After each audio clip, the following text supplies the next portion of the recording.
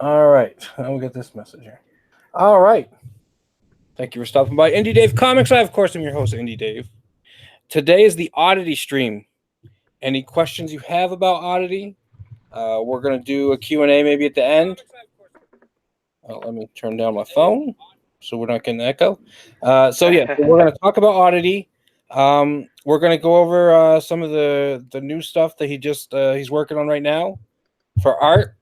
And then we're going to go over we're going to cover the first few pages of the book and go over some of my notes and what we're going to do to kind of rearrange some of the panels and stuff. So you're going to get to see Oddity being made live on air. Live. Alrighty. So this isn't one to miss. No. Let's see. Go ahead and please, if you'd all share this out for us, let everybody know what's going on. And we're going to go ahead and get started. First of all, I wanted to introduce Mr. Sweens. Hey, what's up, guys? What's Mr. going on? If you follow him on Twitter, you'll know him as the artist who first came up with Oddity. Yeah. Let's see. I'm going to go ahead. I'm going to share my screen real quick, and let's get to that. And let's go to the cover page. There's a cover page, and we'll hide this. Okay, so let's see. So there's your cover. There's a cover page, and I'm just gonna kind of briefly go through the beginning of the story real quick. We'll kind of flash through it, and then we'll get to the part that we're working on today. So, like I said, there's the cover.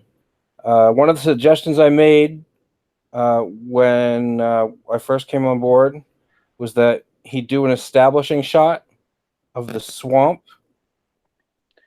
And So this will. go ahead. Okay. Well, this will be the very first page, kind of introducing you to the world that Oddity, of course, lives in. At this moment, it's a lot of little trees and stuff like that. I'm not going to go in there and draw each individual little tree, so you just kind of use texture and overlapping and try to create some depth. As you can see at the about 3/4 up, I guess, something like that. You see the horizon line, and back there you will see. I can't tell exactly what it will be because it'll give away some of the story right now that we don't want to dive into. But there'll be some more scenery back there, and what's really going to bring this page together though will be the colors. With the colors, I'll be doing tons of texturing. I'll be working with chroma, which is color saturation, intensity up close, and then as you go into the if you when you go into the depth of the picture farther back, it will desaturate and it will create the illusion of depth, and it should look pretty cool. So that's that's just from yesterday, a couple hours of doodling in bushes and quick little lines and stuff, and just trying to get an idea down of what I want. So that's what I got right now, and it was a very good suggestion by Dave. Originally, it just kind of plopped you right above this guy in a boat, and as you can see here, the top left panel. So this gives you a little, a little better idea of, the swamp and what's going on here. So that is a very good suggestion by Dave, and uh, that's why I joined up with him. So that's the established shot. So All right, and so far, I'm gonna briefly kind of skim through up to what you've got up to the point where we're gonna start kind of editing. Uh, yeah. let's see. So just to give kind of a brief idea of what's going on. Uh, hold on. So we've got this guy's in the swamp, like I said, and he's looking for Oddity, and in the panels, it's going to be basically he'll be explaining his point of view of the story, which is completely overblown. He's gonna try to make himself seem a little cooler, and he's going to make Oddity seem like, more badass than he's being, because he wants to he's telling the story that he faced down this big super scary monster, and all it is, and he met Oddity in the swamp. So we go to here, and then like I said, we'll kind of skim through. And Oddity kind of falls down in the back there, and let's see, he pops out, and he whips him with his hallucinogen tongue, and so he gets that stuff all over his eyes, and he starts, bam, he starts seeing stuff, Yeah, his and he, pupils are all dilated, and he's now hallucinating in this shot. Mhm. There's really not these monsters around him. The swamp's not glowing green. This is kind of a hallucination that he developed because this is what he was on his mind when he went out into the swamp. And so at this point, he doesn't really know what the hell's going on. Yeah. All right, so that's what he says he's seen, and then in this scene he says, he's surrounded. He's surrounded by these creatures, and you can see Oddity's looking at him, and there's nothing around him. And he's explaining all this because, and this is a shot that's later on, so that one's kind of Yeah, added. you skipped He's that. explaining it because he's on a TV show, and it's one of those like, almost like it's a cryptozoic show, and like like monsters or whatever, where they're talking, they go over stuff like Bigfoot and ghosts, and they cover all this kind of stuff. And so it's basically, there's a reenactment happening on the TV, and the guy's explaining it, or maybe he's an interview. You don't see him get interviewed, but this is what happened, and this is what he's explaining, and they're two different things. And you see these two guys, kind of watching the TV, and they know the guy. So they're going to be talking later on when I script it. They're going to be talking. They know the guy that's giving the description. He's like, "Hey, man, look, our buddy's on TV," kind of thing. And then this is where we're going to start making a few changes. Yeah. Because right now he's kind of sleeping it off, getting a little messy on himself. But what you want to do on a comic page generally is your last panel. This is the way it was described to me. Should always be a question. You should always end the page on a question, what I used to call a mini cliffhanger, and it's Yeah. basically it's a reason to turn the page. Hmm. So what I'm gonna do, what I've asked, is that he remove these two panels. We're gonna use them a few pages from now, a few pages later. Yeah. And remove these two guys, just in this bottom part, and we're going to replace it with this picture here, the TV on top. Perfect. Because then, you see they're watching TV, and that's what they're watching. You can see the guy, and the guy's almost literally going to ask a question, or he's gonna say something like, "I also talked to the local sheriff," and so this page is going to basically go away. I mean, we're going to keep these images, but this page is not actually going to be on the thing anymore. We're going to move these images again to further down. Yeah. So again, you're going to have the TV on the bottom here, and then we're going to go here. He's going to say, "I talked to the local sheriff," and he's going to, and this is him talking to the sheriff and interviewing the sheriff. Now, I don't know if you saw the notes. It says, "I want this background here moved to the next page." The reason the background here, and it's a good idea, is it kind of ties these panels together, right? Yeah. So and I'm going to point out something with the colors here. The sun's going Go for it. down. Do you know what? This was post edits. Like this is an older one. It's actually flipped over. Oh, Like okay, I was going to so say, the sun. Yeah. I know that when I was looking at it today, I'm like, Yeah. purple The shit's on sun. top. Yeah. This was actually like one of the first. I just sent you an old one, but yeah, Oh, okay, yeah. It does go down. So okay. it does make a little more sense. All right, But yeah. all right. That was the one, and there was another one, and there's nothing wrong with it, but it's just something I think would look a little better. But all right, so Oh, that's. we want to move this background to the next page, Hmm. because it's a little more of this interviewing, So And do you are you saying more of a just a straight orange background no, well, or no. not? We'll do actually. Was this the one? All right, this is the one where I'd like, instead of this orange swamp background, Hmm. do another shot of maybe the wall of the trailer. Actually, no. Here's what I'd like. I'd like another trailer scene where he's on the couch. Hmm. But what I want is him, the dude that's sleeping, sleeping it off and he's puking on himself.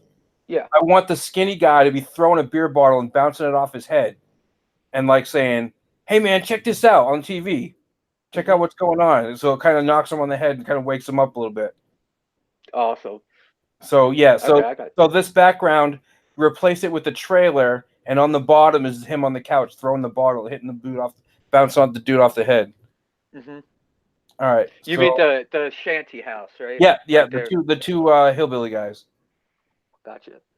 All right, so we're gonna move this page to. All right, here we'll put the background because then you can get rid of this because it already has. You're using basically the same shot, so it's Yeah. repetitive one page to the next. Hmm. So you can either put the guy's head back in, but then you can just do it using the whole shot in the background, and you can just use that as the bottom panel. You know Yeah. what I'm saying?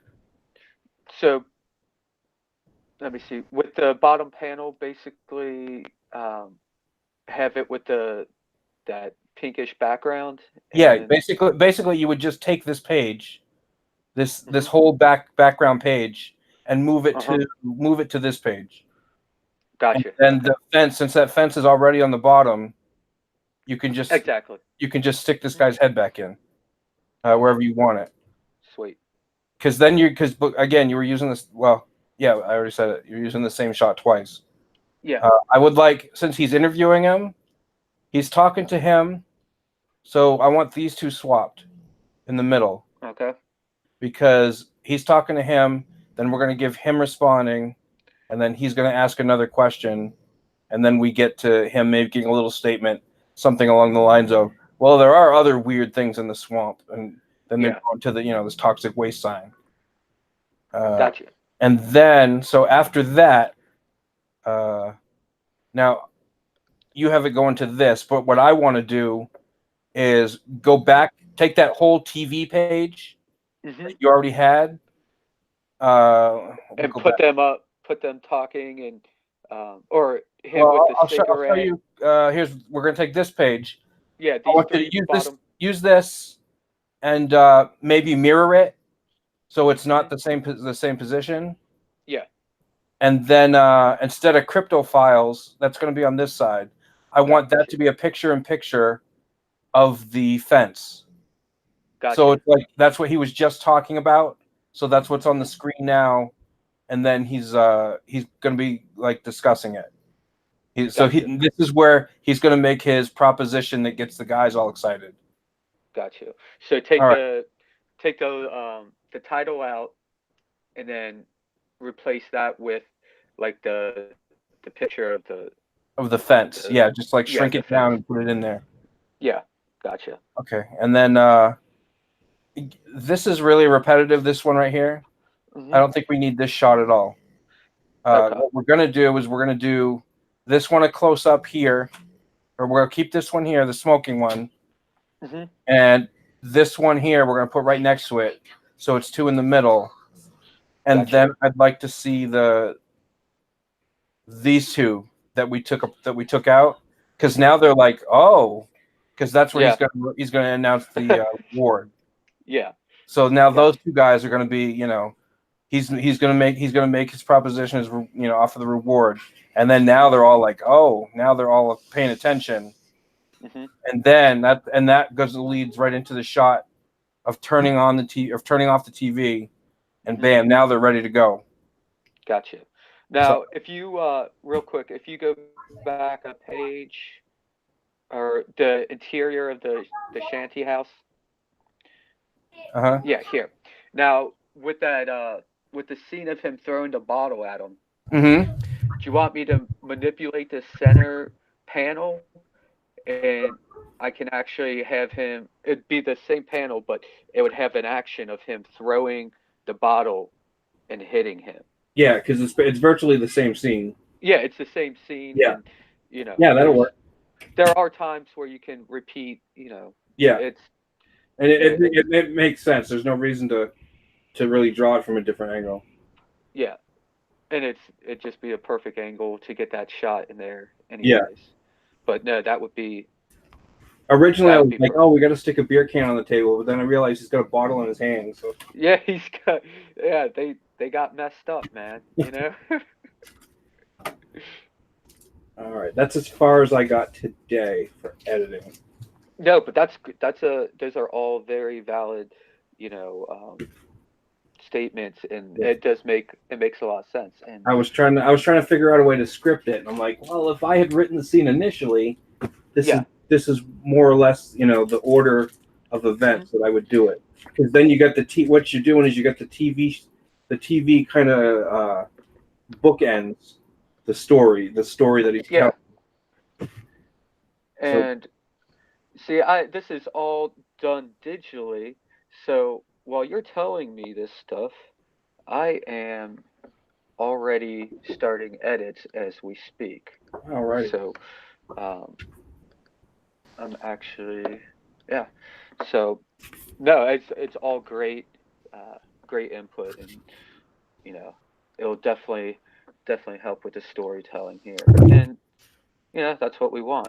We yeah, want a clear story and have a nice pace going. Like yeah, yesterday Nasser gave me some input, and I appreciate it. Like some people freak out when um, people give them criticism or anything like that, but you you want good criticism, and it doesn't always mean you have to change what you know someone tells you, but it definitely is good to get other people's perspective on things, and you know yeah. you And should be thankful people are willing to give you. I had no problem. There's like I said, there's no problem with the art. It's all in just putting it in an order that, at Yeah. least in my head, makes more sense. And my wife helped me out, so she said she wants her cut. Okay. I'll throw in a little something for you guys. I'm just teasing. No. No, because I went in. I'm like, all right, I know I got to change this around, and I know what I wanted to do. Hmm. So she came in. I asked her. I'm like, hey, well, what do you think about this? How do you think this would make more sense to do it this way? So Yeah. she gave me some free input there. Oh, let's So see. In the chat, let's see. We've got Badass Comics, what's up, Badass Comics? and let's see. That's Cody, right? I think Yeah, that's Cody. that's Cody. And let's see. We've got the Metal. Does everybody know the Metal? Everyone should know the medal. Because the Metal always likes and subscribes every single time. So everybody be like the Metal. All right. Yes, The definitely. Geekery Barnes here. Ted Lehman. Joe Froggo. What's up, Froggo? Let's see. Rusty Deo. And what do you guys think? I want this to be interactive. Yeah. Because we want this to be a real interactive campaign. We can't obviously show every page every time we do it, but at this point, there's no real spoilers to the story, so we can show you guys a lot. This is a question and answer thing too. So Yeah. if you have questions, as long as it's not spoilers, we're more than happy to answer them. Yeah. I mean, we're trying to make a comic for you guys. I mean, this is something that we want people to be involved in and, have fun with it. And then at the end, we all got something that, we can enjoy, something cool. So, All right. What'd y'all think? What'd y'all think of that order? I don't know if it made sense to you because we're bouncing around quite a bit.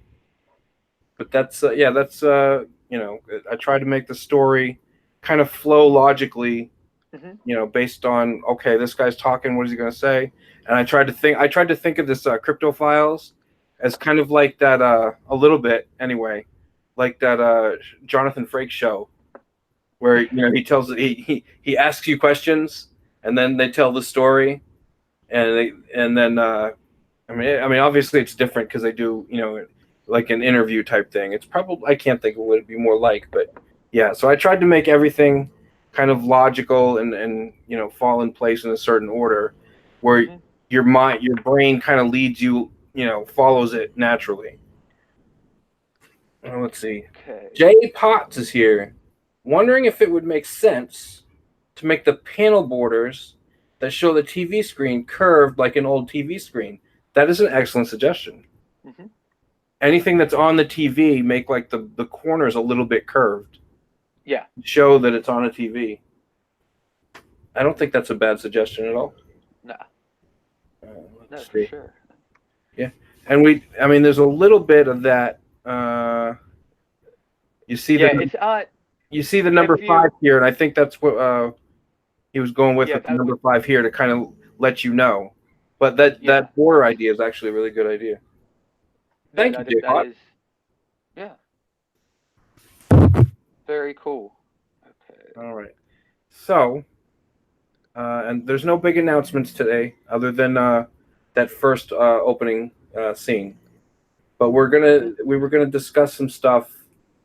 Well, actually, I was discussing stuff with Mrs. Dave Comics, and it seems like we're gaining a lot of momentum here, and we're getting a lot Yeah. of viewers. And you guys are helping out, and guys, spread the word and get more people in here, because we like talking about what's going on. Uh, Badass Comics says, "Let's see some tongue." Let's see. Don't be plenty of tongue. Yeah. So I don't know. We're not going to make any decisions tonight about this, but I think it's okay to talk about maybe at least looking into an early Indiegogo. Launch date. Yeah, like I said, not making any decisions tonight, but I think it looks to me like we're making some headway. Yeah, it's been really good lately, and no, it's awesome to see the support come behind us, and people are really getting into it, and yeah, it's kind of shocks me a bit. Yeah. All right, that's it. We're making an announcement. We're gonna. No. We're gonna talk. That's What do you guys? that. What do you guys like to see for tiers? Because we got the one special thing, and we can't launch without it. The one special Yeah, thing that we got going on, we want to make sure that's solid, and we need to let that one special thing doesn't have to be complete when we launch, but we just want to make sure that we can make the announcement when we launch. exactly. So that's drawn in stuff like people's faces and stuff. You want to like die, get killed by stuff. Oh, I've actually earlier in the campaign, or not the campaign, but earlier when I started working on this, I got a bunch of people that jumped in, and it was a way for me to pick up, some viewers, some people to follow, and I picked up a few people, but yeah, we can always add in more, and that's kind of my thank you to them from early on for jumping on board and uh, you know helping push the word and get things out there. But yeah, I think that seems to be a pretty fun idea that people enjoy. And then oops, sorry, I'm doing edits as I'm trying to formulate coherent sentences, and it's not working. Cody said he's putting 2 slots in Wisdom Comes for people to get their faces ripped off by a dragon. Let's do that. Let's get people's faces ripped off by a dragon. Do we have a dragon Okay. in the book? I mean, if need be, we can throw a dragon in. No, Just but throw yeah, a random. I mean, yeah, that just goes along with being killed in the book. I'm sure that Yeah. there's definitely a couple of spots where we could write that in. Did you see the Scotty Rich Studios post? Let's see. I saw that he had posted. It says maybe an overlay with faint lines to look like a low-res old TV set. Oh yeah, that's What was that? on the parts where they're on the TV, putting like the lines to make it look like it's a low res TV. Gotcha. You know, I thought that kind of effect. Hmm. Yeah, that's not a bad idea too. And Joe Frago says to make sure you put your Twitter links in the video description. Yeah, I forgot to actually do the description part. I put the tags in, and I was kind of in a hurry. I forgot to put the description in, so we'll get those in there. Let's see. It says maybe a bad guy named the Dragon. We can give somebody a tattoo that just says the Dragon, or has a picture of a dragon on it or something. I could always slip a neck tattoo on Skeeter there. Oh yeah. He looks like he would have a neck tattoo. All right. So we were talking yesterday, and I don't know if you can do this. Well, you can probably do it. I'll make sure I phrase the question right. All right, we were talking yesterday about doing original art. I know you're working all digital, but we had the idea of possibly just picking a few like really good pages, really cool pages, and doing just inking those by hand. Just doing traditional, and then offering those up as tiers. Mm-hmm. And then I guess you can scan it and color it in the computer later. Well, it's that's exactly what I do. Okay, with this with the picture-in-picture on the TV, you're saying the gate with the no trespassing. Yeah, the thing at the fence. Yeah, with the fence that has the toxic whatever. Yeah. Do you think I should have the? Well, no, I guess I shouldn't have the sheriff's head in it. Yeah. So. Okay. No, that is what I'm doing as we speak right now, and I think it's about there. Yeah, it's. Alrighty. And I've got everything in layers and stuff, so it's like I can just slide things right in there. And well, that's somebody just Ignition just subscribed to me. Ignition's a cool guy. What's up, Ignition? Yeah, I don't. He's not in the chat, but he just subscribed to me, so probably watching. You have 12 right now. Yeah. All right. That's good. Slowly building, man. Yeah. So I know Edwin said that people want to start knowing about what the comic is about.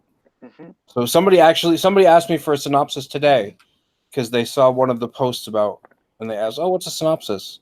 And I gave a real brief synopsis. So I think that works. Let me see here. Let's see if I can find it. It's let's see. He thought it would make a good cartoon. Did you see Scotty's recent post? Which one? It says you can do commercials with backers in the ads, like actors showing a product. I'm thinking RoboCop. I'd buy that for $1 type stuff. I mean, if the people want it, and they subscribe to, or they pick that tier, then I'm going to do it. Like, you guys, if you guys want to be in commercials or get slipped onto some posters on the wall. Well, what we can do is like, frames. You can have some guys sitting around like there's a later scene in a gas station, and you can have the guys sitting around reading somebody's comic. Like exactly. Somebody else who has a comic out, you can have them reading that guy's comic, put the cover on it. We could definitely do that. Let's see. All right, so somebody asked, "What's the synopsis?" They asked me this yesterday, and I said, "The Oddity is the reluctant guardian of the swamp. As a result of him not taking his responsibility seriously, he unleashes a threat to the whole area. In over his head, he has to learn to embrace his duty and become the hero he never wanted to be." So I guess that's a pretty good elevator pitch, I think. Yeah. I mean, I need to make sure I put that aside somewhere. But basically, for a little more in detail, who do we got? Yeah, Badass says, "Hell yeah, put my name on a post-it. Floating down the street gutter." Let's see. Yeah, and so basically what happens is he's kind of a wise-ass character, and he's got his job is basically as a result. We don't want to give the origin will be in the next book. In this book, we kind of hint at it. We'll kind of briefly skim over it a little bit, mention it. But basically, he is the result of botched science and magic, and that's what happens to him, and that's why he becomes an oddity. And it's his job to guard the swamp and keep people out because of all the damage that we've done to the swamp with toxic waste and stuff. It can heal itself, but it's going to take time, and it needs people to stay out, or as many people as possible. So basically, that's his job, is to keep people out of the swamp. It's not a job he ever wanted, and it's not a job he asked for. He just kind of got stuck with it. And he's kind of a wise ass, character. Doesn't take his job seriously. But he goes and he does it, and one day he does it, and like I said, don't want to give too much away. He does something irresponsibly, and as a result, he makes a bigger threat to the swamp. So now he has to learn to use his powers and get in tune with the swamp and really learn what his role is, and learn to try to defeat whatever what he caused. And there's a hot chick. Yeah. There is a hot chick in it. It had to happen. And she does play a vital role. It's not like she's just thrown in. It's not eye candy. She's not just eye candy. She is eye candy, but not just eye candy. So that's the basic plot of the book. There's going to be a lot. It's going to be a lot of jokes. A lot of it's going to be funny. It's going to be over the top horror. Think trauma. Think kind of there's some gross out stuff. There's some cool sight gags we're going to throw in, and some Easter eggs and all that kind of stuff. Oh yeah, there'll be plenty of Easter eggs. In fact, there's already plenty for a lot of our followers that have jumped on board early, and no, it's fun stuff. It's going to be a comic for the people. Yeah, it'll be probably. I guess we say PG-13, like a high PG-13 probably. It'll be a teen comic, but it's not going to be so terrible where your parents aren't going to let your kids read it. I mean, below a certain age. And whatever. If your kids read it, good for them. Geekery Barn says trauma, yay!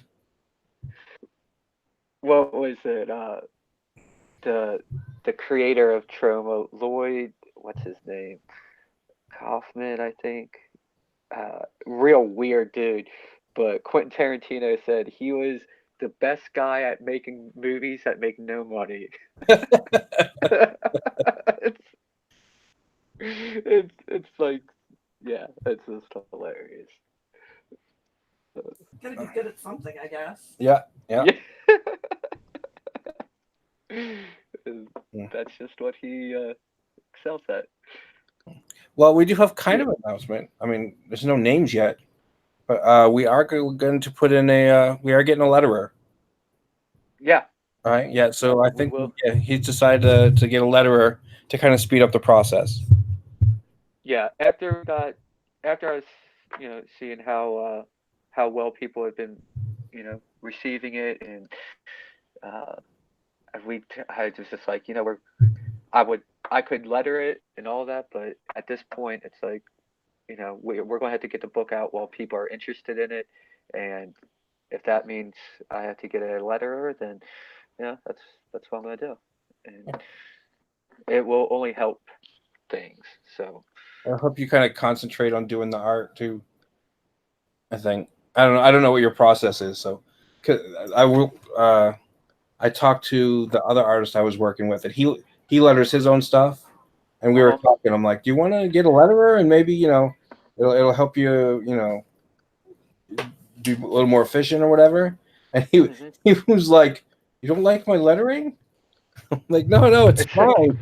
It's just I didn't know for time or whatever. if it would just be easier. Yeah. I'm like, no, your lettering's fine. Your lettering's fine. It's just, you know. I mean, it's a huge endeavor making a book like making a comic book. It's not like, it's not, a week, 2 week project. It's ridiculous. Yeah. And Badass Comic says he has to go. Have a good stream. Got to work on my campaign page. Yeah, you go make it a cool page, dude. all right, thanks He's for got dropping his in, book, man. his book coming out is Wisdom Comes, and keep an eye on him. It's Badass Comics. I don't remember. I know I should know it because we just had him on the stream yesterday. I don't remember what his Twitter is, but look for Cody Martinez, and keep an eye out on his book. It is Mega. What is it? I think it. Oh my goodness. I'm like trying. I'm Mega trying to. Yeah. Okay. All right. Yeah. All right. So sorry about. Yeah. It's hard to keep people's real names and handles and. Yeah, I know he goes by. I know it's Cody Martinez. I don't remember. Mega Dregs, I think. Is that right? Yeah. I think it's Mega Dregs. Yep. There we go. Joe Froggo's on it. And metal. And the metal. Yeah. So keep an eye on Mega Dregs. Cody Martinez. That one's coming out late this summer, I think. He's working on that campaign right now. He's got some cool stuff to show too. All right, let's see. So let's see. What time period is this? Oh, he missed that part. Scotty Richards. It's modern times. It's I mean, there's no specific year, but I mean, everybody's got cell phones and all that. So the swamp is kind of random swamp. Like there's no particular city and state. It's just the swamp. And I guess there's a local town nearby that gets terrorized. So we should probably come up with a name for that town at some point. That could be one of your tiers. Name our town. There you go. Name the town that gets terrorized. No, that's a good idea. Let's see. All right. So, someone will buy that and then they'll name it something ridiculous. Oh my God! There has to be some caveat rule. All right, welcome to Towny McTownface. That would actually. that wouldn't be near as bad as what I was thinking. I was thinking they'd call it like Dick Anus Swamp or something like that. Yeah, there has to be some caveat because you do have a age range you're aiming for. You know what? Yeah. You know what? I'm thinking maybe we don't want to leave that up to the internet. you know it will be ridiculous. Yeah. Joe Froggo says his swamp is located in Docksville. I got my eye on you now, Joe Froggo. Yeah, but let's see. I want to keep the tiers as simple as possible because you get like too many tiers and then people get confused about stuff. And the one thing I don't want to do is I don't want to add tiers later because I've seen it on a couple of projects and it kind of bugs me because it's like, oh, I already backed and now this new cool thing came out. So now it's like, oh, I really don't want to refund and back it again. So I would like to make sure all of that is sorted out right from the beginning. Mm-hmm. So we'll have like, do you want to do a digital? I'll definitely have a digital release. All right. Like a digital package, which could have like time lapse in it. Maybe some of our conversations. That makes stage. That makes the that brings the value up a little bit on that. So you get the digital book, and on top of the digital book, you're going to get, because we're putting together like a making of video. It'll have kind of this this insider baseball kind of stuff we're talking now. Only it'll have the spoilers in it, and so be a separate. That would be a separate digital tier. It'll be raw and uncut. Yeah, so you'll get. I mean, it won't be spoilers before you get the book.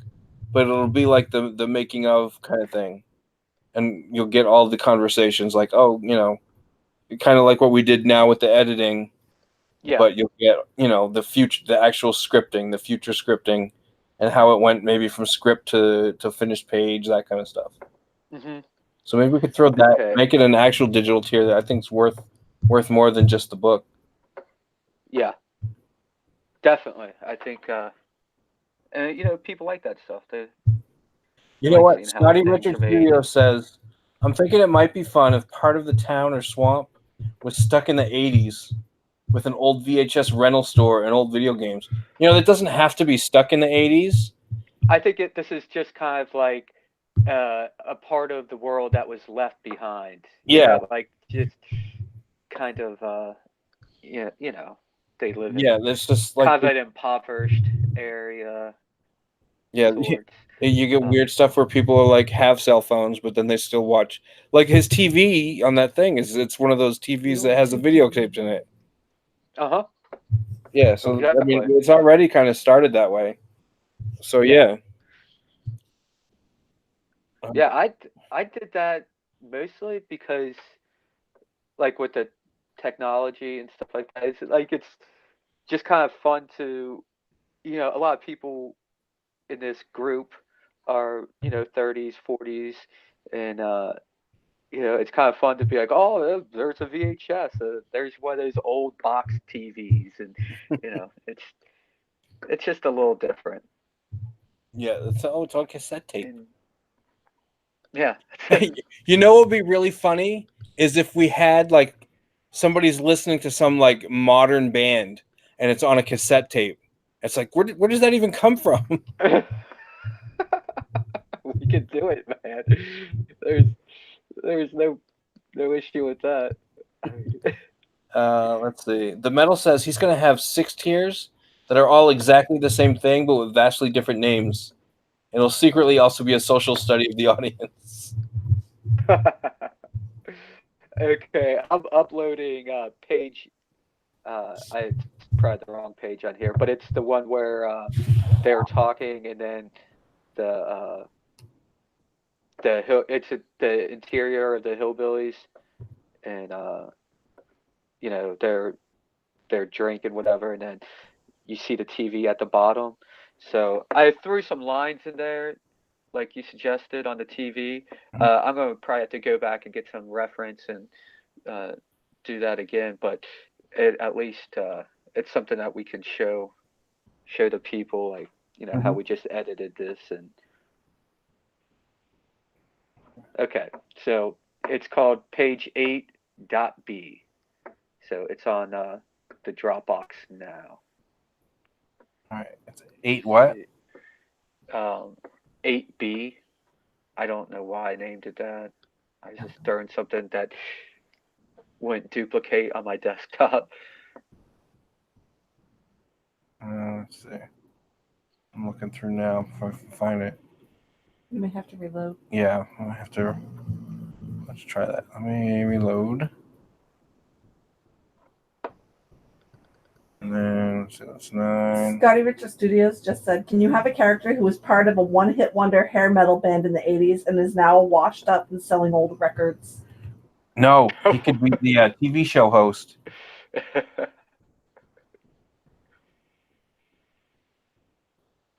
Oh, there it is. Yep.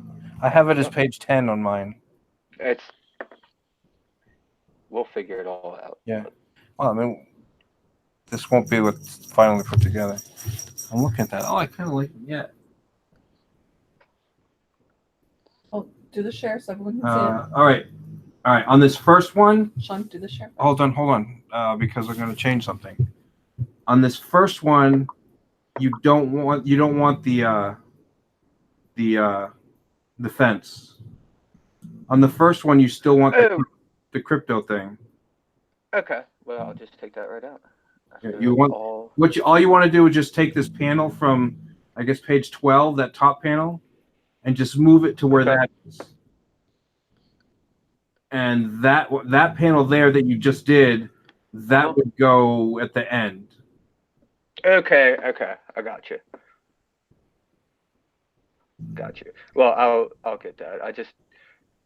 I wanted to show how how easy Yeah. it is to Yeah. Well, you're just let me screen share real quick, and then we'll show what the change was. Um, Screen share. And okay.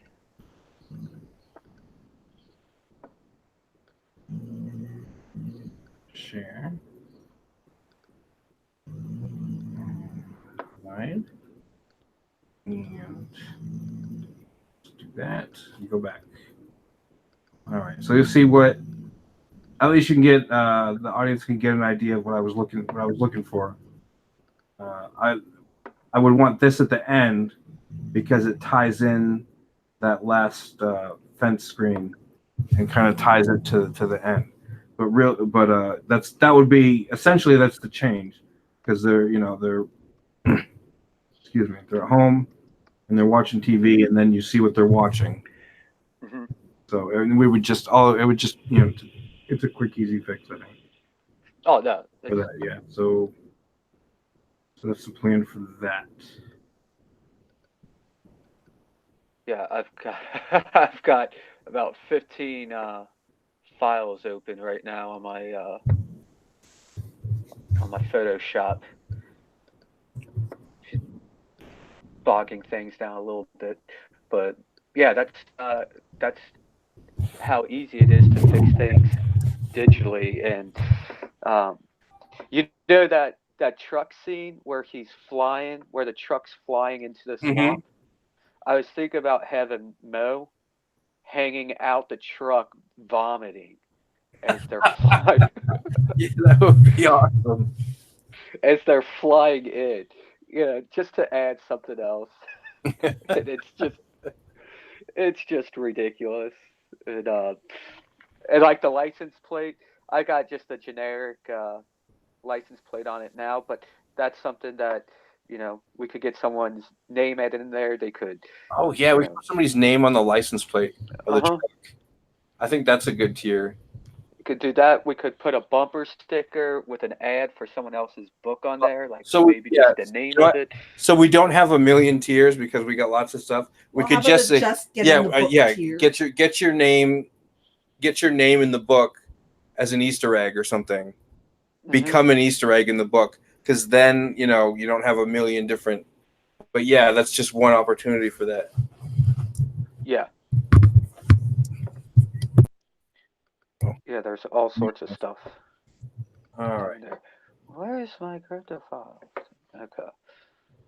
Sorry. When when I work on the computer, I talk to myself nonstop. Like it's probably it's an issue for sure. I do it at work all the time As too. long as the works I'm get. always Joe I'm Frog always says cussing. he said check out his TV on his tree branch. Joe, if you follow Froggo on Twitter, there's he does like little frog memes, and there's one Yeah, where it's a frog sitting on a tree branch, looking at a yeah, TV, it's sweet. 6 different stuff on the TV. It's sweet, dude. And I know Love it. he's had us on the screen, us on the TV screen, and he's had other people put on the TV screen too. It's a funny little meme that he does. Hmm. Let's see. Oh, there was something else he said earlier. Let's see. The swamp is located in Docksville. Oh, he took one of the pictures. He says he put myself into the comic and sent it to you. Uh-huh. Let me see. Yeah, we've been DMing back and forth a bit. Well, Yeah, I tried to stay on top of my DMs as much as possible, but usually on Sundays I like to unplug, like at least for the beginning half of the day, mhm. and just not even think about social media or anything like that. I spent my first half of the day recovering. Yeah, well, I mean, we turned it up last night. I mean, I didn't like get hammered or anything like that. I was drinking pretty steadily, but uh, Yeah, Cal was having fun though. It was Yeah. cool. J Pot says fan art pages, and that's like almost a necessity. Yeah. You gotta throw some fan art pages in. Uh-huh. Be good to talk about. Yeah. Although Like throw them in the I think the way backpack. the story's going and what we got so far, we might have to, I don't want to say cut some back, but 44 pages, I don't know. That might not even cover it.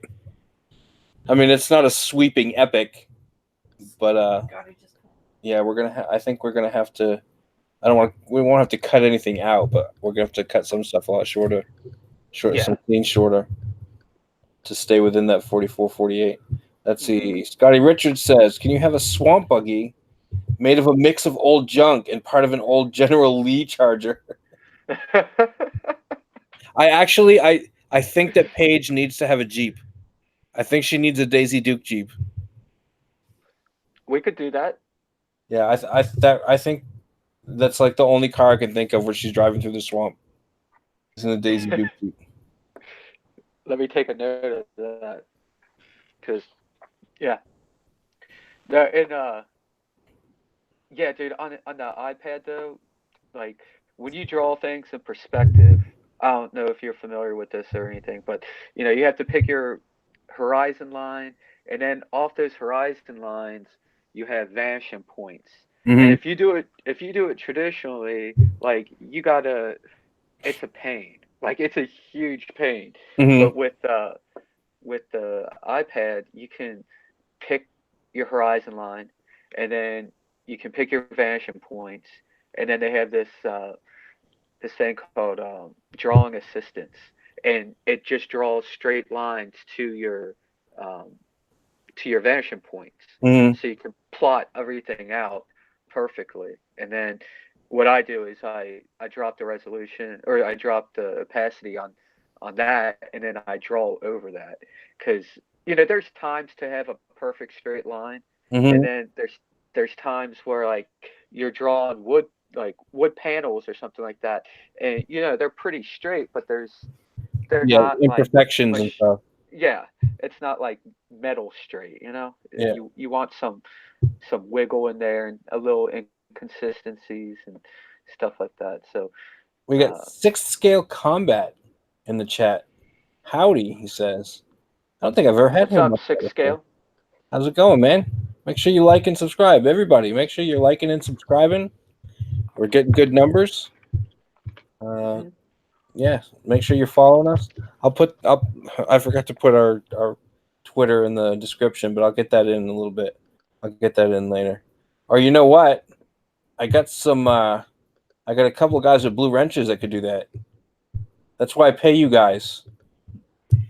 The big bucks. I Yeah, think that's I've how you got get the blue big wrench bucks. right now, but I'm editing Yeah. things. Okay.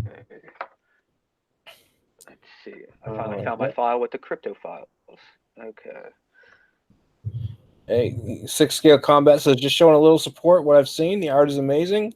We love all the support. We love all the people. We've been getting some really good feedback. We've been getting a lot of really great supporters. So yeah, just spread the word right now. And when we're ready to drop the Indiegogo, then and so the more support we get, the soonest Yeah. we can drop the Indiegogo. And Hmm. like I said probably. I think we've talked about it before. It's no secret. Probably the latest we can do that. I would think is September.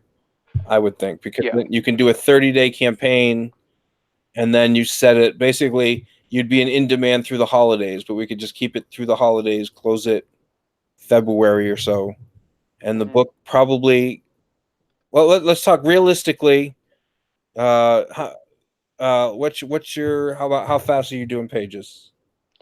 Realistically, when I'm on like, and I'm pushing every single night, I'm knocking out a page a week with colors and everything. I can, but it depends on really what kind of page it is. Like if it's a interior with, you know, some wild perspective and stuff like that, it takes a little longer. Now, like with this establishing shot of the swamp, I'll be finished with that in, you know, couple hours. Like I can knock that out pretty Yeah. fast. Yeah, that was one of the reasons why I was saying like putting it off for a while, or to launch later on, so that I could actually get everything to where I want it. But also the pages are going faster and faster. Like Mhm. I'm starting to learn different shortcuts. I'm getting better. Like you just happen to get better when you do something every single day. I know it's insane. It's a far out concept, but it works like that. Scotty And Richards got a good idea. Although I don't know how much either of us can make a puppet. Says we should do a Jim Henson style puppet of Oddity and do all our promo vids with that. What I'll do to make it easier, I'm gonna write about 5 pages. That's just a raging snowstorm. so that's just white page. Yeah, that way we'll get the book out to everybody faster. Yeah, I think that's a great idea. All right, so let's see. So you're looking. Oh, sorry, I'm changing my mic around, hitting buttons. So yeah, we're looking probably a realistic delivery, 48 pages. Probably March or April Yeah. is going to be best. So I Mhm. mean, if everybody's on board and everybody's really supportive, do they want to wait until March to to give us their money, or do you guys think that if we dropped early, you'd be okay with that, knowing that there's that cushion, and knowing about what the rate, we'd be given constant updates and that kind of stuff. All right. Oh, Geekery Barn said she's gonna take off. So thanks for showing up, Geekery Barn. Yeah, thanks for stopping in. Yeah.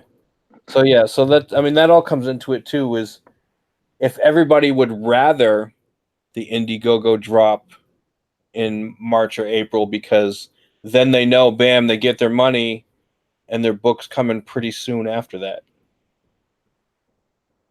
So, or are they like, yeah, we really want to make sure we're in on it early, and we drop to Indiegogo in September, maybe possibly August, however it's looking. If we could start getting on shows like we already did Mail-In Show, Yeah. we get on Boyette Edwin show, Mhm. and Nasser's giving you some good stuff. Maybe we get on Nasser's show. Uh-huh. So yeah, we'll start getting more eyes on it. Let's see. Joe Frago says he's okay with launching early because he's just eager, really, to give us his money. Well, thank you. We need more people like Joe Frago. He's okay at launching early. Then he can make sloppy frog memes and push the link with his friends, and we are all for that. We absolutely love Exactly.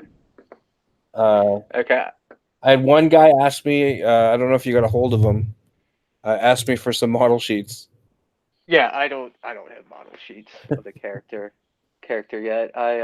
He's just gonna have to go by what he sees. Yeah. He said And he's got like a huge jaw, or he's got like 5 jaws or something. He can't quite get the head right, I think.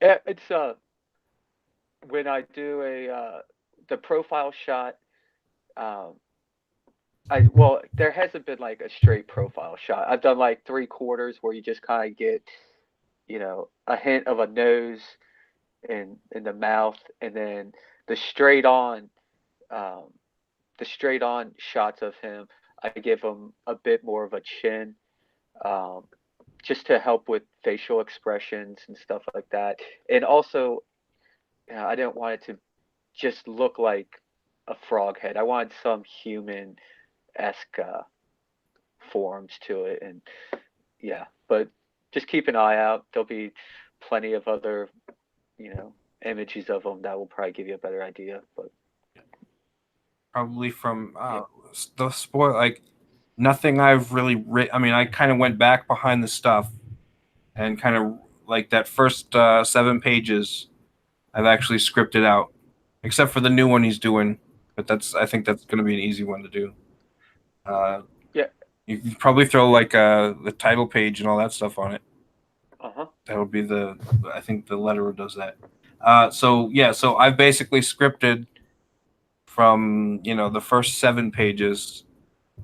We've just edited the next few pages after that, and I'll go behind and script those once I see it all done up, and then we get the next part in Oddity's house, and I got to script some of that. I think we discussed adding an extra page on that one. Yeah. Let's see. You know what? How many? I got 10 people in the chat, and I got our biggest fans here, right? We get the big guys. What if we could? Do you guys want to come up with a name for the Oddity fandom? Because I actually thought about it. I didn't think of anything, but I thought that would be fun. If Oddity, that's a good way to spread the word. Become an auditor. Maybe not. Maybe not auditor, but or like oddballs or something like that. So I'll let you guys discuss that on Twitter or here in Odd Ben Out. Yeah, that's not a bad one. That's funny. Yeah, so you guys discuss, work something out here, work something out on Twitter. 6 Scale, are you on Twitter? If you are, let me know and I'll make sure I give you a follow. Make sure you give me a follow. Yeah, for sure. Let's see. If we can get a voice for the character, you can have the Oddity show, some joking around and progress talks on the comics from launch to finish. Yeah, that's what I want to make sure that when we're doing these progress shows, it's not something we can do every day, but maybe once a week. But I want to make sure that if we're showing progress, we're doing it in an interesting way, and we're actually showing you, progress, and not just, wasting your time. Oh, let's shoot the shit, and not actually showing you any progress. All right. Oh, 6 Scale says he is on Twitter and he has followed. So good for you. Yay. I'll have to find you later when I get on. Let me see. Yeah, we're pretty much caught up. Yes. I dropped you that the new page where I fixed the picture in picture. Okay. And then I'll get to editing more of those tonight. Okay. After I had my 8-hour nap today. Here we go. So we'll share screen. We'll show what that looks like. Oop.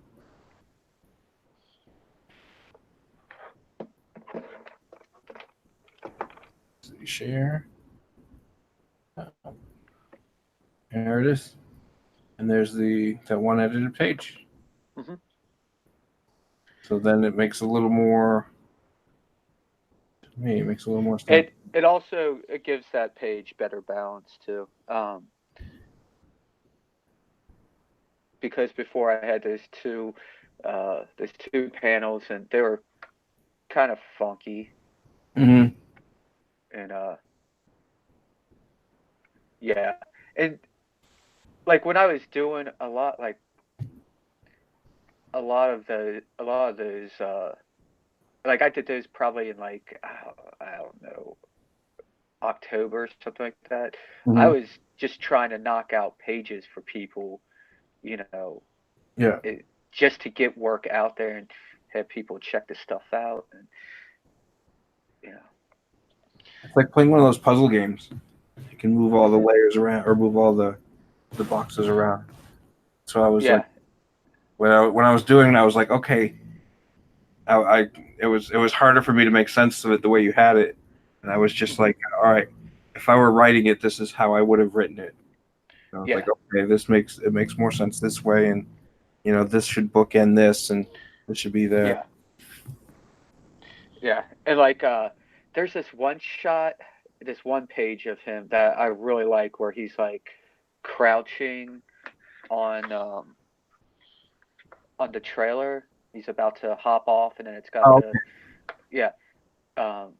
I love that page, but his actual face in it, like this is where that guy was saying, like his actual face. I mean, you can I can probably get away with having it like that, but I should really go in and define his jaw, the bottom of his jaw a little better, and give him a little more of a chin, so it adds up better with his front on like There's that flying. shape of. Yeah. So imagine Mo hanging out that window, head hanging out in a stream of green vomit, just trailing off behind him. And I think I'm going to do that. Like, I think it'll add a little more fun to the page, and you know. I know you. There's 2 copies of this page. Yeah, One of there's them's one. on it. I've been sneaking in a bunch of frogs Mm-hmm. into a lot of the panels and stuff. I think this was the original one. It doesn't have the license plate on it or anything like that. My files are all jumbled up when I sent them to you. So there's things that are, you know, what the hell is it? Out of order, because my mind's always out of order. It's just chaos most of the time. Yeah. 6 scale says superb. The black ratios really appeal to me. Froggo says if anybody wants to follow him, he's at Joe Froggo66 on Twitter. He likes making more friends to see and share projects, still growing, but having a good time. He posts a lot of fun stuff, guys. So if you're not following Joe Froggo, he posts a lot of fun stuff. Yeah, he's a fun guy. Let's see. Oh, there's a truck again. This the scene you're talking about? Yeah, this is the scene I'm talking about. Now with his jawline up there, if you zoom in on it, like when you see him front on, I've got to pronounce shit on him. And if the vans are rocking, don't come a knocking. Yeah. That's actually from an old Beavis and Butthead cartoon. It was, for some reason, my brother and I thought that was just the funniest thing when we were like 10 years old. Yeah, and then I sneak in a bunch of people's names that have helped support. I got Chris There's only Evans. one that there really matters, and that's this one right here. Right there. Yep. And all the people that showed me a lot of support early on, and yeah. So yeah, but on that jawline there with the chin and everything on him, that I'm gonna have to go in there and probably adjust some things. But I really liked how that turned out. Yeah, this is a really cool page. And here you'll get to learn a little bit. One more thing. Hold on. Here we go. See this guy right here? This is a character in the comic. This fly is about the size of a bird, and he's like his Mr. Miyagi, his Obi-Wan, his Yoda, all rolled into one. Yep, he's trying to get this dude on track. Yeah, his Jiminy Cricket. That's this is a character in the book. So when I first saw it, I'm like, is that just perspective? You know, it's hard. We got to do something to show, because I think in the scene before, it's hard to tell that it's a big fly. Yeah. Because I mean, you all you know is it's close up shots. So I think when we add the extra page or 2, we put something that in his hand or something like that. Yeah, well, with the fly at the top, I can definitely make him larger. Like the very top where he's like looking down, or he's kind of like off the page for the most part. If you go right above that. Right here? Oh, right here. Yeah. I could make him quite a bit larger there. And yeah. Well, it's hard to tell, like with forced perspective and stuff. Mm-hmm. Like I didn't even know until you told me that he was like bird size. So we need him, like at one point he should be talking to him with the fly in his hand, I think. So you actually get that size perspective. Mm-hmm. So definitely. We'll do when we write one in. Yeah. I don't know how well the resolution will show up, but if you zoom in on the posters on the wall, there's some fun. It's kind of funny. Well, to me, it's funny. Yeah. Like the skateboarder that wrecked and his head's bashed open. Like. Oh, right here. Yeah. Yeah. Yeah. And like it's just so panels, stuff like that I sneak in there. The Terror Vault is kind of a throwback to the Vault of Horror comics, the old EC comics, um, before the Comics Code came into effect, and and he's got his box of comics, on top of his cinder block. Like he's already got the VHS thing. Uh-huh. Got videotapes. Yeah. So, and Yeah. all those pages on the ground and stuff like that, that's stuff where I can, go in there and put people's different books, different comics people are doing, stuff like that. We can always sneak them in there. Can sneak other comics down there, and old video game system, and I left some space on the counters and stuff, so I could go back in and put different Easter eggs in there. Well, there's a little joke that I told you that I want on the walls, and we'll save that for later. And Exactly. to see if people pick it up. It's a funny little kind of. It's kind of a high. I say highbrow Easter egg. I don't want to sound like I'm all highfalutin or anything, but it's something that not everybody's going to get, but there are certain people that I think are going to get it, and it's really gonna. It's a pretty good little joke I threw in there. Yeah, it is. It'll be cool. Yeah, and then with my coloring, like I try not to force. I try not to kill the line work. Mm-hmm. Like a lot of times you'll see if it's a bad matchup between colorist and inker, the colorist will overwhelm the ink lines and you lose it. Mm-hmm. And it sometimes it really kills it.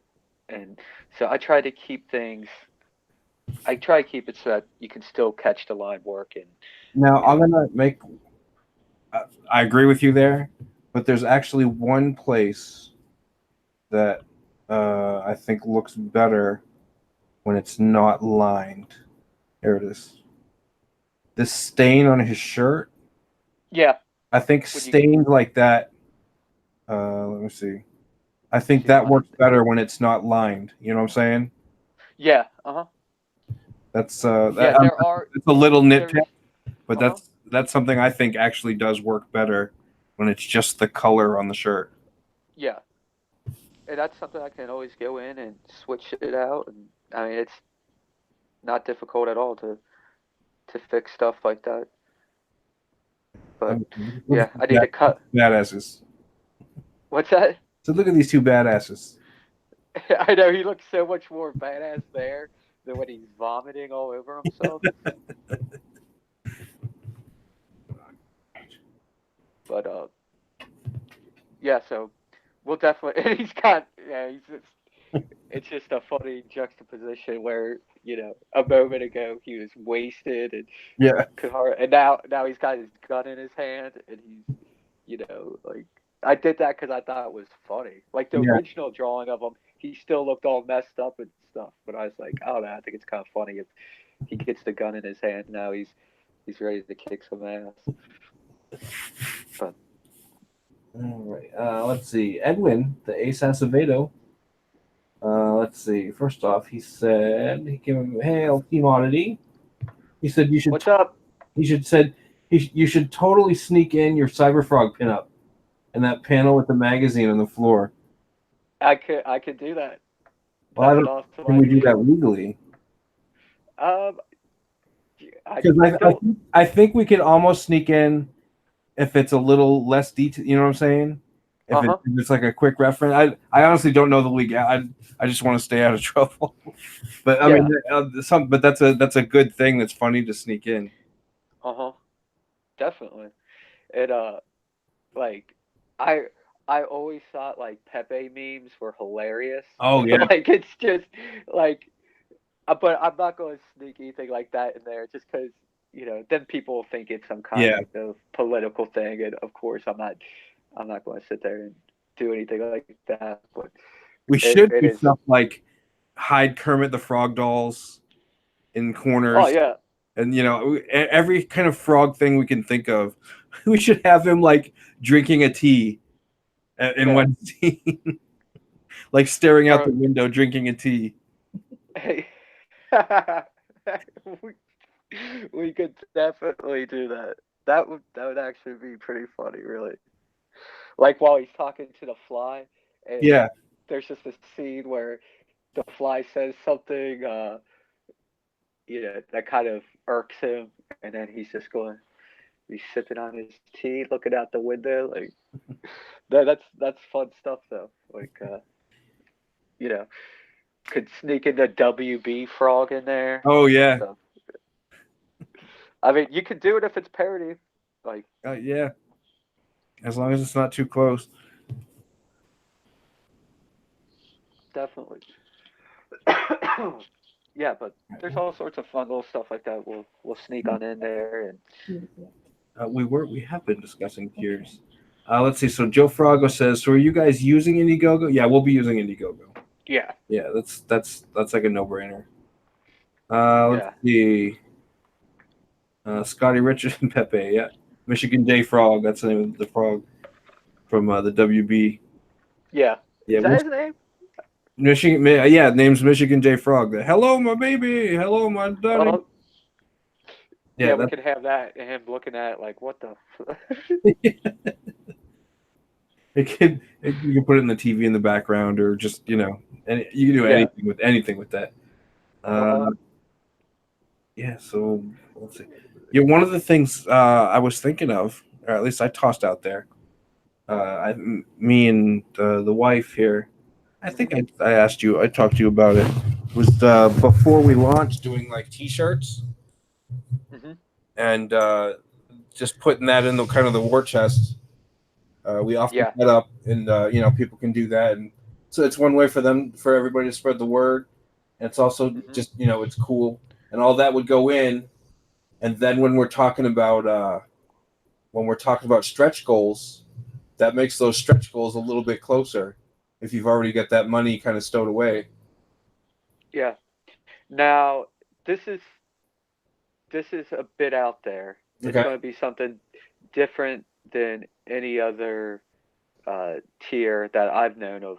But I am a digital sculptor, Mm-hmm. and we could possibly do a tier where they I could have prints made of the frog, Okay. like like it'd be like a silicone esque material, and it could be something that you could like hang on your computer or something like that, Yeah. like just something that a little miniature, whatever. And I wouldn't want to do anything too big because of shipping and cost and stuff like that. But for the golden shit tier, maybe we could have in you know some some little collectible and Yeah. I'm all about that. Or even make the digital print available that they can buy and then take it to their local shop to print. yeah, Well, that's another idea that I bounced around with a few people early on. And now, would that leave us open to people like going and making a bunch of them and then oh selling yeah, them? yeah, I mean, yeah, that's the one thing. It's a file that they could print out and you know How do am I going to whatever. know that they're selling 20 oddities on eBay Yeah, well, they just made up? hmm that's one of the things with digital printing that you know it's it's kind of the wild west right now with that. Yeah. I mean, I wish there was some kind of a lock or something you could put on the file so Yeah. you can get like two prints out of it, and then it self corrupts. Yeah. Like,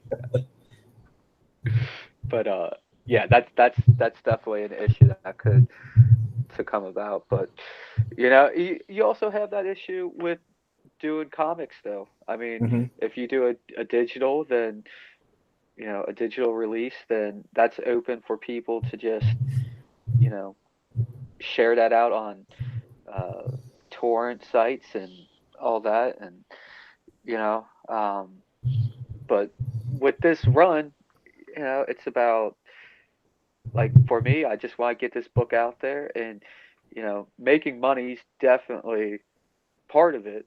I mean, it's definitely motivation, of course, but you know, it's also a passion for me. So Yeah. But if you're not making money, then it's hard to make more comics. exactly. The Uh huh. motivation goes way down. Uh huh. But with the group of people we've got though, like you know, these are these are all hardcore fans that they want more good stuff, and you know, and you know that because they back they back these books and they're putting out good money for these books. I mean, it's not cheap. Like I don't know how much money I've already spent this year on, indie comics. Much more than I've spent on anything else. I Yeah. think I've bought maybe this year a handful of any of the major twos, and that's it. Like, maybe some back issues and stuff, but yeah, I I have no desire to, you know, pick up any of the new stuff that they're coming out with. All right. You know what? I promised a guy that he could come on because I didn't get him on last night. So we might have an extra guest here in a little bit. Okay. Let's see. I sent him the link. I felt bad because I was gonna have him on, and then different stuff happened. Got drunk. Yeah, Oh, Todd, got drunk. Hmm. are you talking about Ignition? Yeah. Okay, yeah. So we're gonna have him on here in a minute. Yeah, and he's doing volume 2 of what the hell is it? Good grief. Of God damn it. Oh yeah. A graveyard shift. Yeah, You know what? And I nobody had to. told me when you invited him on the show the other day. You were like, "Oh, let's Yeah, have this guy on." Well, I had no idea that he was going to be doing the second graveyard shift. yeah, yep. Um, I was familiar with his other work, Florida Man, Hmm. which is the cover's hilarious. It's just like this redneck riding an alligator, like fly. It's really hilarious. But yeah, he does some really good work. All right, so he'll probably be on in a couple minutes. I sent him the link. Cool. All right, so yeah, so let's see. So we'll consider if everyone. I think everybody would like a T-shirt as a separate thing. I don't know. I think it's a. Yeah. I think as it's added to a tier, I think it messes with the shipping. But if you go through Uh, Teespring or one But of if those, but if we would do like a Teespring or a yeah. crypto whatever currency, what do they call it? Crypto something? fashions. Well, Yeah, that's fashions. yeah. I mean, I don't even know if I would put it in a tier. I could probably just put it up on one of those sites, and they do. They go and if they want one, they can go buy one through Yeah. that. It's also, you know what? And if it sells good, then we know. All right. I think there's enough people. Yeah. Uh, And there's also since we're on like the subject of T-shirts, is how many people think would be cool if we found a place that had them purple sweatshirts, them purple hoodies, and put a Odyssey logo on there. I think that'd be that would be pretty badass. sweet. It would be. All right, That would be you pretty were going to sweet. say something Oh, me? before No. I rudely interrupted you. I thought you were about to say something. Oh, no. I used to always my high school colors were purple. It was all boys school, and we everything was purple. And I always we could only if we had to dress up for school, like we had a uniform and stuff. But uh, the one thing we were allowed to wear were like if you wanted to wear a hoodie or anything like that, it had to be the school colors. So I'd always rock a purple hoodie. That's where I That's fun. originally got it. That and I love the combination of purple, green, and then a hint of orange in there. I've always loved uh, that color palette, and that's why I stuck with it throughout the book. And So that's a confirmed here, guys. Get his old yeah, beat up purple hoodie. yep. It probably still smells like weed too. For like no I w- reason, no good reason at all. no, not at all. Like smells like weed and Beast Light, Milwaukee's best light. The Beast. I we would in high school. We would. Dr. Wright's in the chat. Hey, Dr. Wright. What's Edwin up, says Doctor his Wright? high school colors were also purple. Dr. Wright says his high school colors were yellow and red. Ours were red, white, and blue. We were Memorial. But when I lived in Vermont, the high school there it was purple. It was purple and white. Yeah. So apparently that was popular.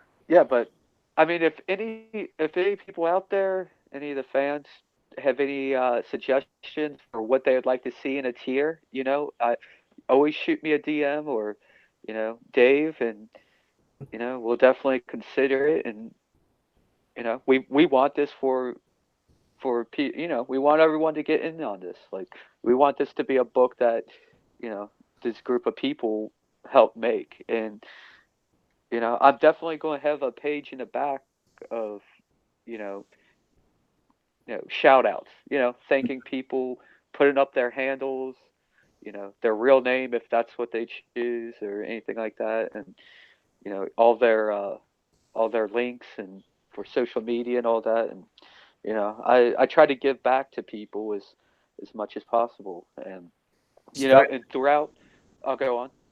I was gonna say Scotty Richards says open an Etsy store where you get stuff from a thrift shop and paint Oddity on it. No, what you do is you get stuff from a thrift shop, paint Oddity on it, and then donate it to another thrift shop. So now you've got Oddity in all these thrift shops.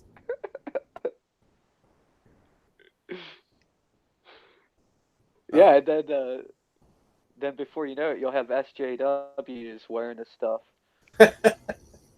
They'll just think, oh, look at this cute little frog character. Yeah. Alrighty.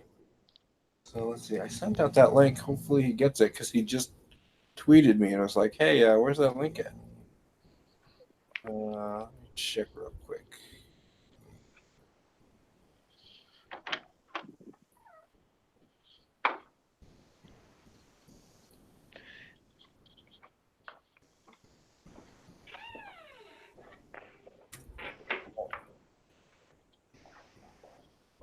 Guys interested in listening to me tweet? Tweet. That's what I was doing. No, I just resending I that. step away from the computer. I got dogs that are dying to go outside. I get one snoring next to me. We're in the bedroom studio as opposed to the kitchen table studio. So actually, I don't even know where. Okay. Yeah, she's in her crate. All right. Yeah. So we got one in the crate and one snoring here next to her. I don't know if I don't even know. Is that coming in? Has everybody been listening to the dog snoring this whole time? Dr. Wright says, sound like a Friday the 13th series in the making. The magical oddities that these people sought out. The oddity pulls an SJW into the world of oddity. I think that's one of the coolest names, too, is Oddity. That really gets people's attention. You get the frog, you get that name Oddity, and I think it has a certain, like supernatural ring to it. Yeah. And really the way I found that was I did the initial actually I've got I think two other covers for this character that I did years and years ago, and do you know what? I might be able to get those up in a few minutes. I can show you guys some of the old Oddity work, but yeah, I was doing a cover, like the original cover, and I was trying to find a word that summed up this character, and I wanted to look like I wanted the actual word to look cool, Yeah. and I was just like Googling different ideas, and then I tried Oddity and I put it up behind him and I was like, this it was just like a aha moment. I was like, I'm sticking with this. And then, you know, we've talked about before, like, is that what his actual name's going to be and stuff like that? And I was kind of, you know, up in the air about it. And, you know, and at this point, it's like, why not? Like, Yeah, and it just makes it easier because like yeah, everybody thinks that the main character is Zelda and Legend of Zelda, uh-huh. and everybody think that the main character of Metroid, his name is Metroid. Yeah, So I mean, it's an easy connection. I mean, you look at it and you say, "Oh, that's a weird looking thing." Oh, its name is Oddity. yeah. Here's a little secret stuff, guys. It's actually in the book The Oddity. Yes. So there's your spoiler alert. All right, yeah. So Any word from Ignition? no, like I said, I sent him to, I sent him the invite, and I sent him a thing that said I sent him the invite. So we'll see. All right. We'll see. Well, I'm going to pick out my old hard drive here and see if I can find some of the original art from this, and then I'll just throw it in a Dropbox since I'm on my. You know, I was gonna ask this the other day. What is the? Did you make up the font for Oddity, or did you pull something? I pull it's a previously made font, and I just adjusted it in Mm-hmm. a bit in to my liking, and I'm actually going to have to go into Illustrator, which is I don't know if you're familiar with like art programs or anything, but Illustrator is a vector-based Mm-hmm. program, and it makes everything super crisp and clean. Like Okay. everything's super crisp and clean on it. So I'm probably going to go in and redo the logo. So I've got it in a vector format. Okay. Right now, it's a PSD file, and Six I scale. mean it's Right. clean. It's clean and everything as it is, but if I'm going to have it printed on any like any materials or anything Yeah. like that, then I would like to have it as perfect as possible. Six scale combat says, guys, you have to go and keep up the good work. We definitely will. And thanks for All right. showing. Thanks for Yeah, showing thanks for up. I'm gonna stopping in, spread the man. word. Okay. Let's find these old files. Oh my goodness. So much stuff.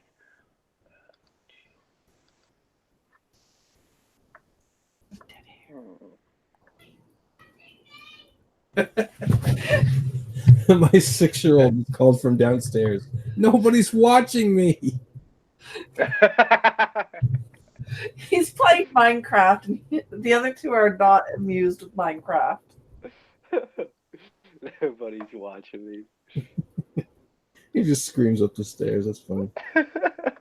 He's not entirely alone. She's just not in that room with him. Yeah, Scotty Richards Studios seems to think that we're made of money. He says, "Can you make an interior set like the one Oddity is living in?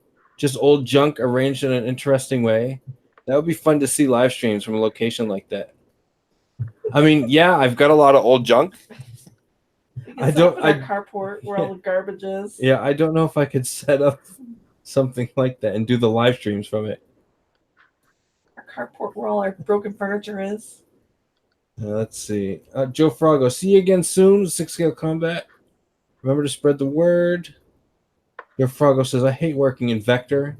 Personal problem, really, so I just make all of my logos a ridiculously huge resolution and then shrink it as needed so it looks crisp. He also said earlier on, I don't remember if I already said it, that he has a problem seeing colors. huh. Let me see.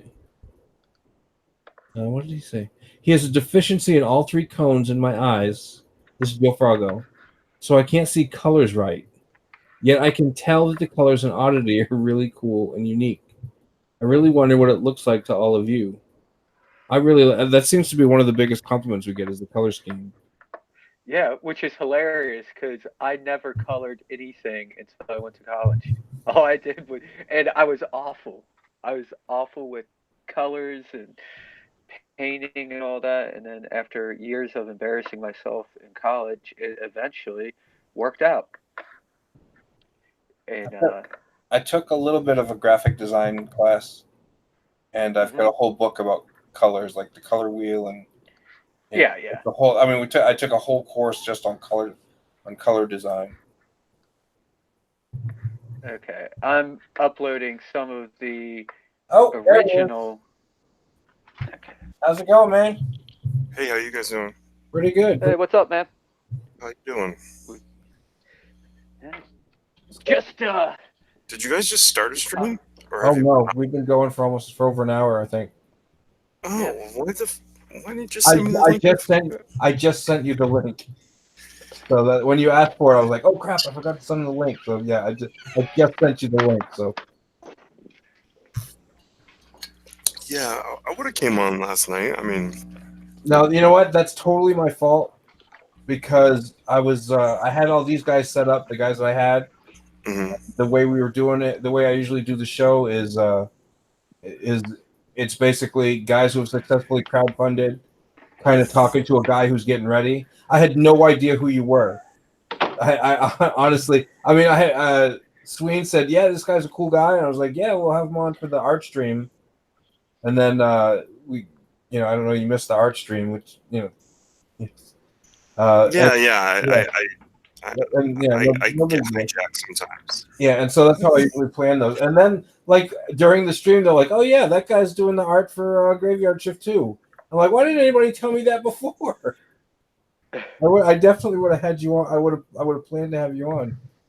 And then it was just and we, yeah, and then I was drunk. So you know what? That's totally my bust, and I'm really sorry. And I'm glad to have you on now. You could, if you want to tell us what you're working on and who you are and what you've done in the past, introduce yourself to the crowd. Well, everyone kind of only knows me from anyone that would be watching here probably only knows me from Graveyard Shift 2. Prior to that, I did some work with Paul Cooperberg, who used to be a DC editor. And when they moved out to Burbank, he just, a lot of guys didn't go because they lived in Fairfield up in Connecticut, which is not far from me. A lot of these guys used to take the train in and just, all their lives lived there. Mm. So when DC moved, a lot of the guys that were kind of real old decided, what for? Why would we go out there and move our lives? So they decided just to not go and sort of revived some of the old Charlatan characters that were created by Steve Ditko. And so I did some work with him, which we did a derivative character of the Question. He came to me with like, hey, what could we do differently, but just like the Question, to honor Steve Ditko? I knew how that shit worked. I knew it.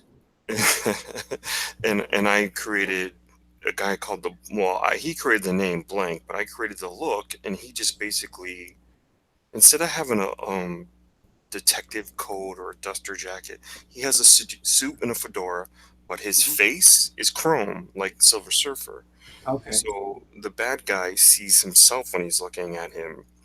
So I thought that was way more menacing for a hero to have that quality than to just have a blank face, Mm-hmm. So he loved that idea, and then that's what we did.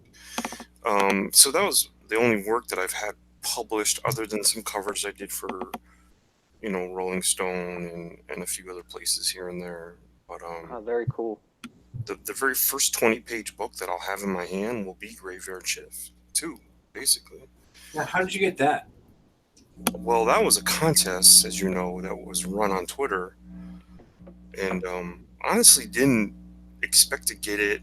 I thought, because I remember John saying either in a stream or on Twitter, I've narrowed down my choices to 3, and I had been looking at some of the other guys, and I thought Eric Weathers would, having done some work with him already, was sort of a shoe-in, because Eric's art is really good. I love Eric's art, and I really, as far as quality guy and does all, already has sort of an entrenchment in the community, was already doing some books for Cautionary. So, I didn't really think I didn't think I had a chance, but I won, and I ended up drawing Von Kloss's story, which is a horror take. I don't know. I have not. I'll have to admit, I've never read Graveyard Shift, so I don't know what their take is. I know it's Universal monsters and kind of hashed in there, sort of like X-Men, but I don't know if it's straight up horror. But Vaughn's take is definitely slasher horror. Yeah. I don't want to give away our character, but it's not one of those characters you've seen. Also, it's a brand new character. Yeah, I think that was the whole idea, was to expand the universe, while Mark and Mark Polton and John do the sort of group characters, the group that they've put together or assembled. While they concentrate on that, they brought other people in to just expand it, because at the very end of my book, there's sort of a scene where I saw some of the other characters that I think are what other people are writing, but I'm not exactly sure, because I've seen, because it wasn't until the day I drew that page. Here's the thing: he said, in the script it said, put Chucky so and so in cells, and the woman doctor walks by these cells and sees these 4 people or these 3 people, and I'm going, okay. So I straight up drew Chucky, Pinhead, and this other girl from a movie, and I drew them as they looked on their own screens, right? And then he said, no, where didn't you follow the sketches we gave you? I'm like, what sketches? And we never gave me any sketches. And so I was sent these other sketches of characters, and they're supposed to look like derivatives of those characters, Chucky, so and so and so and so. So that made me and I don't know anything, because as you were told by Vaughn, we're kind of sort of in the dark over here. We don't really know, but that led me to believe, these other people are also expanding the universe with their own sort of Universal monsters, but going outside of Universal itself. Yeah. And so I think the characters that I put in those cells eventually, which I changed them to the characters that I was sent, are some of the other stories. Just a guess. So they keep you guys compartmentalized, so you're not looking at everybody else's stuff. Well, not necessarily. Yeah, I mean, we had a little DM that we could show work in. Like, it's closed to just us creators that were involved, and I could have put pages and pages and pages in there every day, but I didn't want to. I felt intimidated, to be quite honest, by going, oh God, this guy's really bringing it.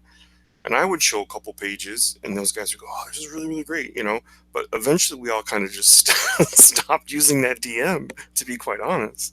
So I didn't know what to think. Like, I don't want to be more intimidated than I already am working on this project.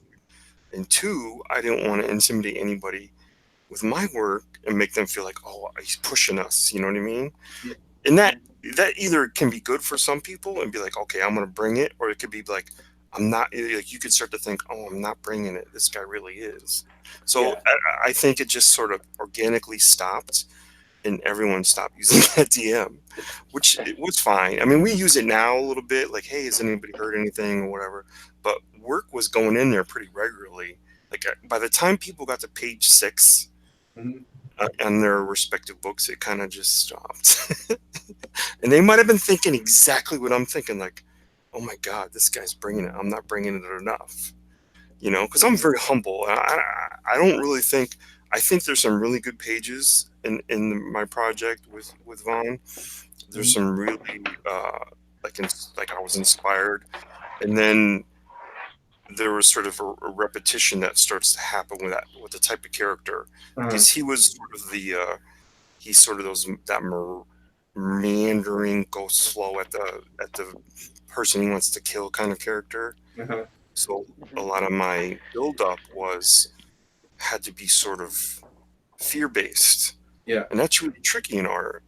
So it's one thing I've always turned down are projects that are horror, always, because I'm not, Mhm. that's not my wheelhouse. Yeah. So when I won something and then my script comes and it's horror, I can't go, oh, guess what? I don't do horror. I can't fucking do Yeah. that, right? Yeah. I gotta go at it and go, okay, well, now's my chance to add it to my wheelhouse. So I felt as I went along that, it got harder for me to go, I'm trying to build sort of suspense, but remember, this character is he's not running after the people are running away from him. It's sort of a Jason kind of thing. It's sort of I'll eventually get where you're going, because you're going to stop, because you're going to try to start a car and that car won't start, or you're going to go into the barn and there's nothing for you to use, or, and that's really tricky to do to me. So that's that Yeah. project, and now that's done and over. We're in the stage of it's about to launch. I'm guessing it's all been colored, and now almost getting ready to head to Eric. And Eric happens to be working on another project that I landed with Oh, really? Cautionary Comics. Yeah, I'm going to be drawing Florida Man. Oh, you're going to be doing Florida. Oh, Dude. that's awesome. You know what? Because Sweens told me you were doing Florida Man, and I was like, oh, man, that's Mike Evans doing a Florida Man. Yeah, that's And what I I'm didn't doing. realize that you were drawing that book. No, that's awesome. Yeah, the art looked great from what I saw of it. The cover is hilarious. Did you do the cover? Or? Yeah, that cover was okay. Mike said what he wanted, and that's really kind of how Mike is. He has sort of a vision, and as many times as I've tried to stray away and try to be myself, he kind of reels me back. But that cover was something he said, you know what? I think would be great if you did this. And I'm like, all right, And so I'm like getting all kinds of reference for alligators, because that shot of that alligator, you'll never get an alligator to do that. Even underwater. Yeah, exactly. Nobody's standing there with a camera and go, okay, come at me so I can get a shot of you. So I had to sort of piece together from like a lot of reference. Like I had one of a good head, and I had one of our alligator arms look like, and this is my first time ever drawing an alligator. Yeah. And so that was really kind of a tricky cover. Now, if you look at the cover, you won't see it, but if anyone is as old as me, they might remember a movie that was Peter Sellers. Is it Dr. Strangelove? Where Slim Pickens is riding. Riding the bomb. Yeah, I think it was. Yes. Right. And that is a hearken to that somewhat for me, because because in the camera view, he's coming right at you while he's on the bomb, like riding a Bronco. And so that's kind of what I did as far as the composition. I figured, let me pay tribute to that movie. And he loved it, and then when it got colored, I'll tell you what, the black and white artwork, it's like, I mean, he loved it, and of course I was like, all right, if you love it, that's fine, because to me it's tricky to draw an alligator and of course a guy jumping over traffic on it, and so I just thought, okay, well, I did the best I could, but everyone loved it. Then when I saw it colored, I was like, okay, now I felt pro, you know what I mean? Because he made me look really good, and that was colored by Brett Smith.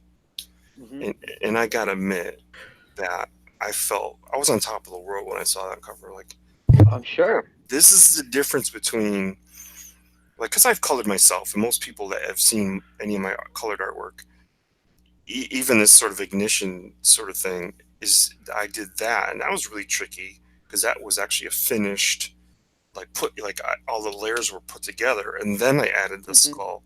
as an afterthought, like, oh, let me see what this would look like. And that's just sort of a test to see where Yeah. we bring Ignition's powers to eventually, where his skull or his bones will kind of glow through his costume Hmm. because they're so hot inside. So that was just me playing around with me and, with the writer and our idea of, hey, what would this look like? So me seeing myself colored by somebody else was sort of like a revelation to make me go, you color because you think you're funny, but this is pro. This really Yeah. looks good. Hmm. We got No, Macho Dan in the chat. Hey, Macho Dan, thanks for showing up. What's Says, up, dude? "Ooh, yeah, what's up, everyone?" He's hilarious. We also got a guy that I guess we should all agree with. His name is Comics Should Be Good. Yeah. Ours are, or it will be. Just so you Yeah. know. He said, "I heard you guys say Oddity won't be launched till it's nearly done on Mail-In Show. Target launch date." Well, we talked about it a little earlier, and like I said, if the numbers look good, if it looks like if we get enough people on board, the number in my head is if we think we can get 500 people, then I'm thinking possibly August, maybe September. Mhm. But if the numbers are still, if I don't think we're going to reach those numbers, if we don't, I mean, we're going to discuss it. If me and Sweens don't think those numbers are there at that time, then probably we want to avoid the holidays and launch March or April. Yeah. Oh, get it out Yeah. before But we that. want to. I would love to have. I would drop it today if I thought, or I would discuss with him. Obviously, I don't have that, but I mean, I would drop it today if I thought, oh yeah, we get it funded right now, and Yeah. we're getting a lot of enthusiastic support, and we just want to make sure all the eyes are on us. And I think we can get on some of these shows. Boyette and Malin said he'd have us on again when we're a month out. So yeah. So I mean, if the numbers look like they're there, then absolutely, we could drop August or September. Yeah. We'll get you both on Fanspeak too once you're ready. Yeah, I'm part of that Discord, but like I was going to go on at one time. I had a bunch of family issues going on and completely missed it, and kind of fell out of contact with everyone on there. But I really need to jump back in there and talk with some of you guys. With what's his name, Chester? Chester Busby. Mr. Busby, yeah. Yeah, he's always posting up links for streams and stuff, and yeah, and I didn't really know any of you guys. Well, I didn't know Dave either, but he invited me on one day, and I was just like, let's do it, I guess. Like, let's see where this goes. But no, all of your work that I've seen on Instagram and on Twitter and stuff, it all looks very professional, very very good, and it's great to see other people, you know, in the indie scene that are push you to get better, and you know because I mean, it's hit or miss with indie comics. Like sometimes it might be a great storyline, and then you see the art, and you're like, I just like with me, since I'm an artist, it can be a great story and all, but if the art's just not there, then it's a huge turnoff for me. And yeah, I've seen quite a few books that were kind of rushed and thrown out there because I think people think it's a money grab and everything's going to sell, and then when it doesn't, they're heartbroken. It's like, you got it. Speaking of a book that, like, okay, working with Vaughn, he originally sent me, like, I'm sure we talked a little bit about Monster MD and its first incarnation. Like, he wanted to do sort of Yeah, a work, and he sent me that work, and the book read really well, but I wasn't, I was like, this artwork isn't going to appeal to the masses. yeah, Um, and it might, and like, I don't really know. What do I know, right? Because I'm not saying it was bad. It was just different. It was like a little sketchier, yeah. grittier. And then Mhm. then I've been watching this guy he got, and I can't remember his name because I know he's not from America. But oh my God, the work is amazing. Yeah. And the characters just like they always stay. This guy knows what he's doing. You know, Yeah. they stay on model and things like these are the tricky things when you get to the point where you're actually doing a book, to me, that are hard. When it comes to drawing people or characters, now this guy has sort of a cartoony style, but he keeps his characters always on model no matter what angle they're at. Yeah. Me with my realistic style, it's even harder because when I Yeah. twist and turn the character and face them different ways, I got to stay on model and remember, okay, this guy's shape is sort of European, or this guy's face is this, or and it gets, Uh-huh. the more realistic you are, the harder to me that I think that is. Oh yeah. Um, but I yeah, mean, that because book is really good. yeah, when you're going for realism, and you know, anyone can look at something that's supposed to look realistic, and if if our eyes floating off to the side too much, or if people can pick that stuff up, like, and it'll just look weird, and to keep a consistent realistic style on everything, I mean, it's a challenge.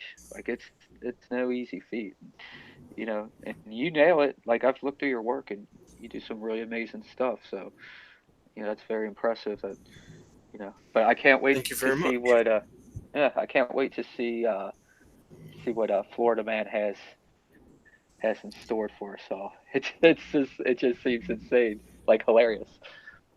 Yeah, the it was slow going because I finished up Graveyard Shift 2, and um, I didn't really when I was completely done with my pages, I didn't really end up having such a great feeling. Um, but I took a little bit of time. Like I needed really time to kind of regroup. I kind of lost a little bit of confidence, and I kind of got, I went kind of dark and quiet and wasn't on fan Yeah. speak and did all those things, and it wasn't really till I started to gel with Mike Barron, because it didn't happen right away. He was really, I was upsetting him by one, by being the slow link in the chain, and two, that I really wasn't quite on the same page as him, Yeah. um, for like vision, because I spent like a week trying to change my style to be, because I thought Yeah. these characters being so rich in comedy needed to be more cartoony and so Uh-huh. more caricatures of real characters, that I thought Yeah. that would help. And he said, no, no, no, no. Stick what you're doing. It's the juxtaposition of what you That. do in the comedy that'll Uh-huh. work. And I really didn't see it until like I got my confidence back and recently finished inking a page and brought more clarity to it, because the original pencils, which he approved, were good, but I didn't really think the page had the clarity I wanted. So when I inked Hmm. it, I changed some things, and he goes, "That's it. That's exactly it." So even me, like I'm like, okay, good. That brought me back to my confidence and sort of feeling good again. But I Yeah. really didn't finish up Graveyard Shift feeling ultra like, oh my god, I just did something amazing. Because Yeah. I'm just a human being. I worry, Yeah. and this is not. There's no guarantees here. We're trying to do Uh-huh. something that I would say is really outside the box Yeah. to some degree. When you think of the struggling market, okay, when you think of that, like this isn't back when everyone was looking for independent books and Yeah. and sort of the Turtles and all those things, First Comics and Pacific Comics, Hmm. and those guys that were really Kitchen Sink. This isn't that era. Comics Yeah. exploded in that era. Now they're imploding, and we're trying to go outside the box. It's freaking Yeah. tricky. Yeah. And as an artist and stuff, like, if the worst thing in the world is to be handed a project that you have to do, because it's going to get some eyes on you, and it's going to it's going to be good for your career. But if it's something that you're not, like, emotionally invested in, I mean, drawing through page after page after page of something that you don't love is torture. I mean, for me, uh, yeah, it's almost like I rather go, you know, work a regular job than go through something like that where you're just not invested in it. And yeah, I've had a few jobs like that, and it was awful. And but you also have to be a professional and push through it and do the best work that you can. And yeah, we're only human. Everything you do is not going to be, you know, super, impressive or anything like that. Like you I, just do what you can. And I recently saw um,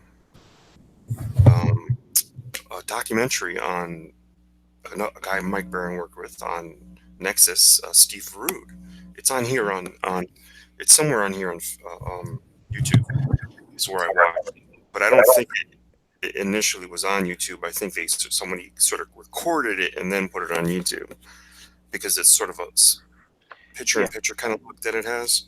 So I watched it, and this guy is a bloody mess, a real mess, in any way you can think of a guy being a mess. And I go, Jesus, I hope I'm not there because I thought this guy's a genius, uh, and why like why is he like he's beloved? I mean, yeah. absolutely beloved, and then he's going on about depression Oh and yeah. acceptance and this and that and the other thing. I'm going, holy Jesus! I hope I don't end up there. The artist that is too cerebral, that you Oh yeah. become a mess. Uh Because huh. I have a very I am a very cerebral person, and I really do try to Hmm. take this. One thing I am doing is constantly learning. This is not something where I sit here and go, "Oh, my art's great. I can do this." I Yeah. don't. I sit there and go, "How the hell am I going to do this? And what am I going to?" And then every day I go, "How am I going to do this today?" Because I Yeah. really, No, I'm in the I same try to boat. serve. I try to serve the story. The story is what needs to be served. As great as the art looks in comics, if the artist doesn't serve the story, then you just end up having a great looking comic that as soon as he's gone doesn't sell after that. But Hmm. because you're following artists, and I used to kind of do that. I used to follow these artists, but they never really were good storytellers. Eventually, I learned who the good storytellers were and why they were good storytellers, like Lee Weeks and of course John Byrne, and Hmm. these guys are great storytellers because they can draw anything from any angle, and they're Yeah. not the Rob Liefelds of the world. Not to pick on Rob here, but I mean, It's like, if you can't draw anybody or anything from any angle, then you're not going to make a believable comic. You're just making pretty pictures, and you're not serving the yeah. story. So Hmm. to me, I had to learn that along the way without the education. I'm self-taught. So Yeah. I'm a struggling thinker of what's the best shot that's gonna serve this story, and what's this and that, because I know I can't pull off everything. I certainly Hmm. try, but when I sit there and I compose a page and I try to put the good eye movement in, sort of a zigzag formation, I, Hmm. I it's hard. Like you go, oh my God, this is a 6 panel page. How am I gonna do that? Now, I don't know. Yeah. are you a movie buff by any chance? Oh yeah, absolutely. Because I know whenever I'm writing stuff, is when I'm writing a scene, a lot of times, and I won't steal directly, but a lot of times I'll think about a movie where something similar has happened. I'll be like, how was that shot? And then it'll at Yeah. least give me a little like, oh, okay, you know what? Looking back on it, maybe if we did, they at least will give you, extra ideas. Thinking about, a favorite movie or just any movie that you've seen in the past. That's like, oh, you know what? They did something similar. Let me have a look at that real quick, and then you look at the scene. And for me, writing something, it actually helps out. Yeah. Yeah, I think I got a little uninspired from the middle to the end with Graveyard Shift 2 a little bit, and I didn't get, my blocking. I didn't choose the powerful angle all the time. Like I just I kind of felt like, okay, there's a repetition here, and in the repetition, by any no means it's all me. It's not the story. It's sort of my choices I made were repetition, and I started to see them and I started to feel them, and I had to Mhm. sort of step back. And of course, we were kind of working with a system of like if we got our pages in by a certain day, uh, we'd get bonuses and stuff. So you're working with this idea of, okay, if I can actually meet this deadline, one thing I'll do is prove that I can meet a deadline, and two, that Yeah. I can actually do this. And then, it was such a struggle. I was never under so much pressure in my life as I'm that sure. project put me under. And and I actually did get done with my pages on time, but I just felt when I went back and looked at them, like I didn't look at them until like a week later. I was like, oh God, Mhm. you didn't go. You could have went top down, or you could have done this, or you could have done that. And I felt like I kind of got a little rushed from Yeah. page like 15 to 18, or maybe 14 to 18, and then I sort of picked it back up 19 and 20 are not too Mhm. bad. There's some good stuff there, but very tricky script, by the way. Vaughn wrote a really good script, Mhm. but very tricky, not easy to do. Well, of course it was horror, and that to me was like setting me back almost in my own mind. Yeah. But it was really, again, like I said, you're imposing fear. It's not Mhm. um, it's not gore. Well, there's a little gore in it, but it wasn't gore for gore. It was Yeah. really to try to, that, like, each person, like, some people get picked off camera. Mhm. Yeah. There's an assumed sort of thing, and that's really tricky to me. Like, you want to make people feel that moment, but they don't get to actually see that moment. So Mhm. you have to leave them with the impression of, oh frig, another person down, Yeah. So to me, this was like the hardest, most pressure I ever felt, comic book wise. Now, when you Mhm. get a script from a writer, do you have a preference? Do you prefer that they write every camera angle exactly the way they want it and you just do that? Or do you prefer if they kind of have a more vague idea of what the page is going to look like and let you interpret it more?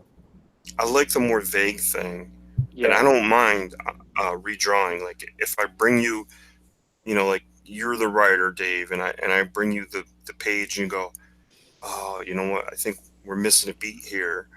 Um, and then we talk about it, and I don't mind redrawing something, because that doesn't bother me at all. I'm always out to serve the story.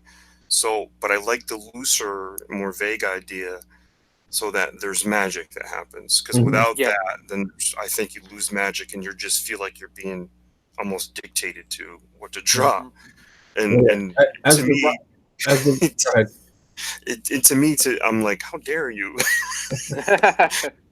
Well, Not, as a writer, I like, you know, I know I'm not the artist, and the artist knows the visual part. So when I'll do like a full script, I'll have really descriptive panels sometimes. Sometimes they'll be a little vague, but ultimately I'll hand the script and I'll be like, "This was kind of my idea of how I wanted it. As long as we're on the same page with where the story's going, this is what we need to happen in this scene and that scene. Pretty more or less, do what you want with it. And if you like the Yeah. way I wrote it, do it that way. If you say, okay, I wrote 5 panels, and you say, well, I can do the same thing in 3 panels, or I need 6 panels. That's how I do. That's how I do it. I'm totally fine with that. As like I said, as long as the story gets to the same point where it's supposed to be. Mhm. I want to point out somebody that's in the chat, because every once in a while you see an artist, um, like, I don't know, it, you see an artist sort of happen in front of you. Like, the work you first see from them is it is what it is, and then you go, Mhm. oh my God, look, like, for instance, Travis Charest, right? His first work, Dark Stars, was very Jim Lee like, and very, you know, very similar of a lot of the guys that Jim Lee hired to work at Wildstorm that drew like him. But Travis Charest, now you look at him, and that all happened in front of us, as he Mhm. progressed talent wise. Now, if you're a writer out there and you're looking for an artist, who I've watched progress very fast. It makes me wonder where he's going to head. Jay Potts is in the chat, and I'll tell you what, nobody has made quicker leaps and bounds in their art than what I just watched this guy do when we were working on Graveyard, Tales from the what's it called again? Tales from the Graveyard. No, oh God, Tales from Beyond the Gate. Tales from Beyond the Oh, Gate. okay, Yeah, yeah. Oh, okay, okay, yeah, yeah. yeah. So his work made a huge leap in progression, and that to me is an artist, if you're a writer out there, to talk to and see if he'd be willing to work on a project, because he might have something that he doesn't realize he has, and you might see some things from page 1 to page 20 that you'll just be amazed by, because it reminds me also of Mark Schultz. I don't know if you guys remember Xenozoic Tales.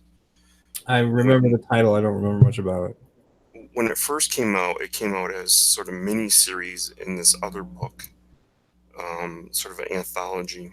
And then when it started coming out, but if you look at issue 1, you'd go, this is very much of a like Kurtzman kind of Hal Foster thing.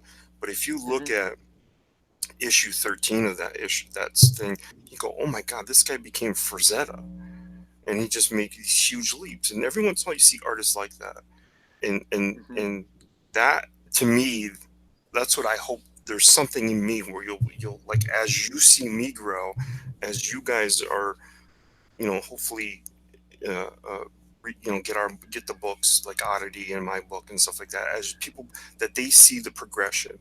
Because to me, I'll never be satisfied with what I'm doing, and I'm always learning, and I'm always trying to get better. So I just wanted to point out Jay Potts is a really good artist.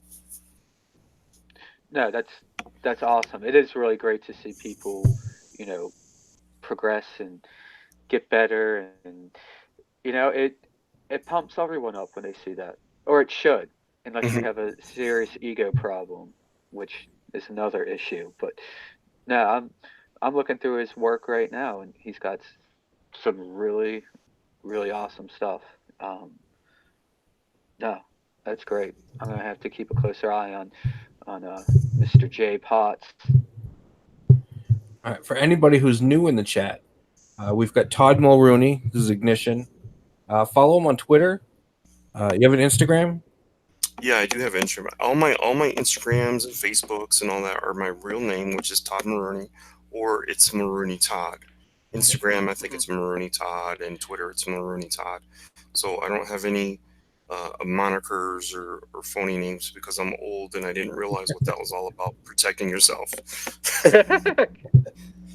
Yeah, so definitely check him out on Twitter. Check him out on Instagram. Yeah, he's doing Graveyard Shift 2. So just for those of you who just stepped in. Yeah, I'm definitely excited to check that out. So is that all done then? All your work is done for Graveyard Shift 2? You guys still turning stuff in? My work, as far as I know, the 20 pages was done by the deadline. I haven't been asked anything about any covers or anything like that. So as far as I know, I'm completely done. That's good. Yeah. All right, and then you're also on. When's Florida Man coming out? They want to launch when I get to page 3, between 3 and 5. And my inks are done for page 1 and 2, and I'm starting to ink and draw. I'm inking page 3 and drawing page 4. But I'm going to kind of hope that they wait till I get to page 5 before they launch. But I think they're thinking July. Okay, that's cool. Okay. Yeah. But they're very serious about there's sort of a trendy thing going on with the whole hashtag of Florida Man, having nothing to do with me, but it's the real actual things that go on in Florida, because that's kind of where this comes from. It's taking all those weird, nonsensical stories that happen but are actually real, and sort of forming that these two guys are the ones that have done them all. Floyd and Gary from Florida Man. These two guys are perpetrating all that reality stuff that is in the headlines, and you go, oh my god, these two guys are two knuckleheads. And so he's crafted this really good tale of using these two knuckleheads as a way to per, sort of put out there that these stories really happen in Florida, Hmm. and we're kind of fictionalizing them into these two people. That's Yeah. hilarious. Uh, so with your drawing process, are you mainly digital, traditional? How'd you go about uh, inking your work, drawing your work? Well, I wouldn't even if I if I wasn't digital, I wouldn't even ink my own work because it was never Yeah. really good using the traditional tools. Hmm. And that's just because I'm one of those very artistically impatient people, Uh-huh. and sort of learning a tool. Like I didn't have anybody that lived close enough to, even though I did go fill in some blacks for Bill Sienkiewicz once when he lived in Fairfield, Oh but well. I didn't have anybody close enough to me to actually teach me those things.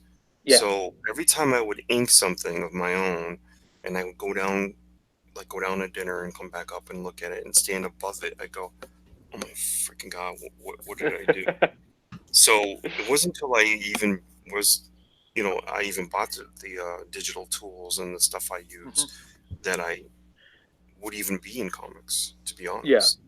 It No, allowed me not to have to redraw everything, you know. exactly. And then that became confidence, and now I don't really make the mistakes anymore. And as far as inking goes, because that was part of your question, those Hmm. digital tools always do the same thing. So they're predictable. Yeah. They don't wear. They don't. Uh-huh. Oh, there's too ink. The ink is too thick. The ink is too wetty. It's too.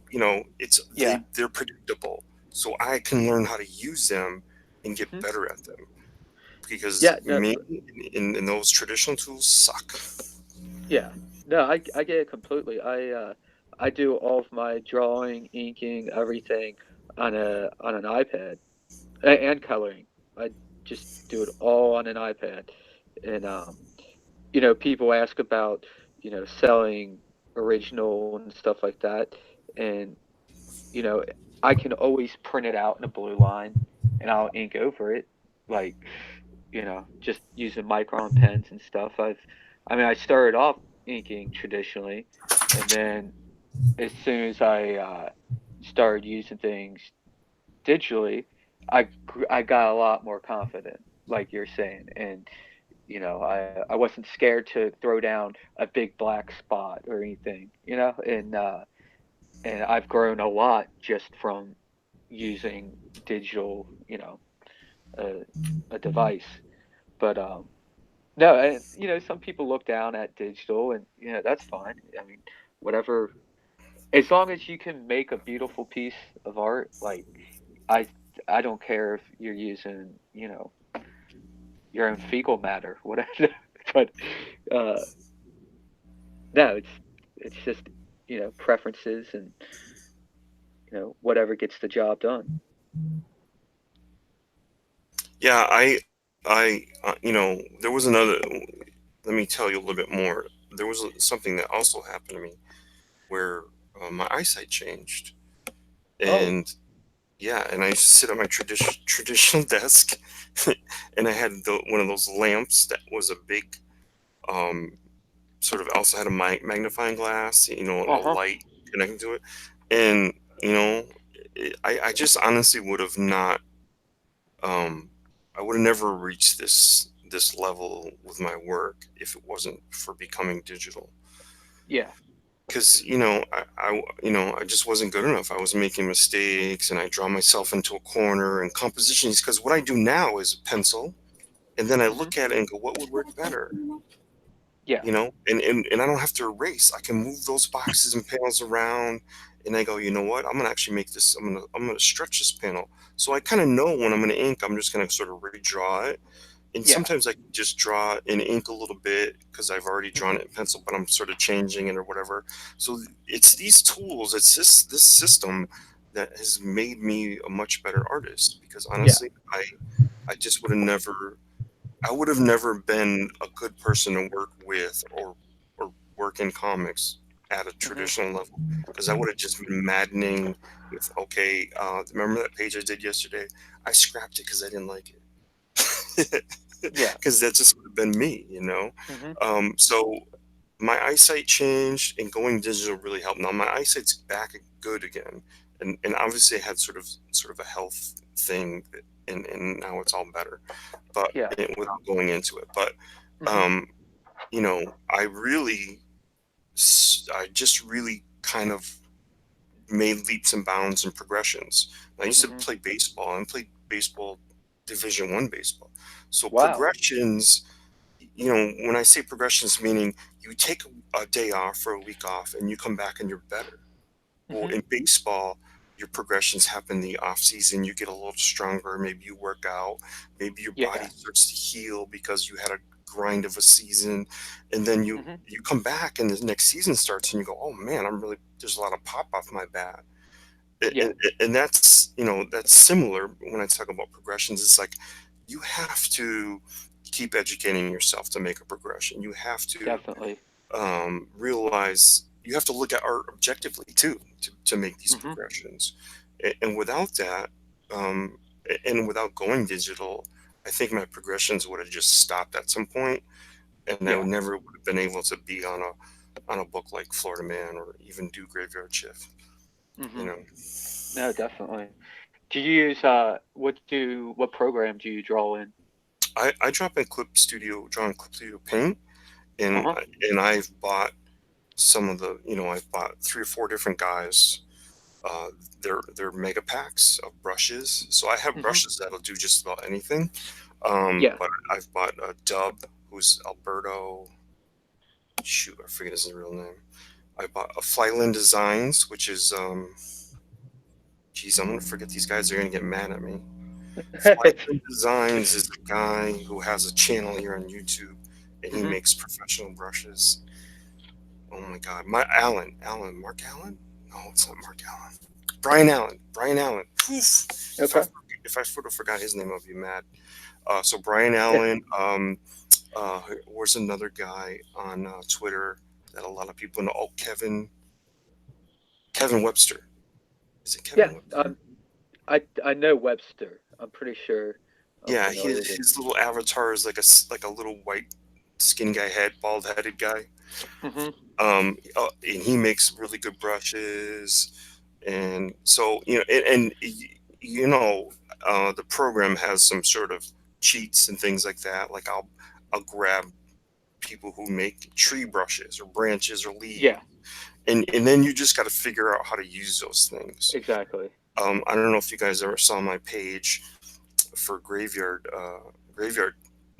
Tales from Beyond the Gate that was Mhm. on the campaign. Well, that page, that first establishing shot, was Mhm. all cheat brushes, but I figured out how to use them, and I did a certain amount in black, and then I went in with color and reused some of those brushes and overlapped different greens and stuff.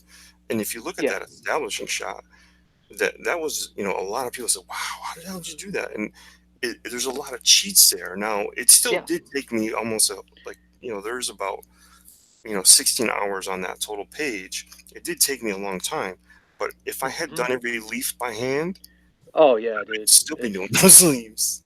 exactly.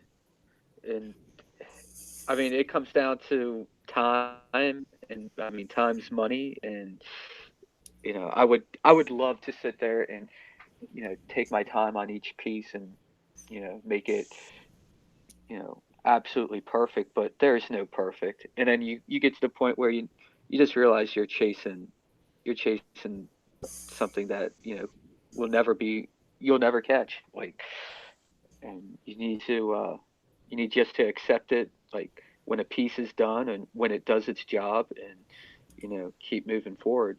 And I use some every once in a while. I'll jump in and use some cheap brushes and stuff, but um, I try to use, basically, if I'm doing like uh, brushes or like bushes or trees or anything like that. I'll usually take my like lasso tool, and I'll just do like a real generic silhouette of it, and then I'll go in and cut out some of the blacks and create some textures in there and stuff, and that seems to make things move a little quicker. But yeah, drawing each individual blade of grass and stuff is just no, it's just a waste of time at the end, because I mean, how many people are even going to be looking in at it, and you know, might as well get the piece done and move on. Yeah, I'll actually show you a panel Yeah, pop um, it up. of Florida Man that has a background with a lot of cheats in it. Uh, where I after I did the sort of the deck, and then I did the water that's Yeah. across from him, because he lives in the Everglades, and I did the water that was Mhm. across. So when I drew the land, then I just magic wand all the empty negative space in there, Mhm. and these swamp trees, these dead trees, that's a Yep. brush.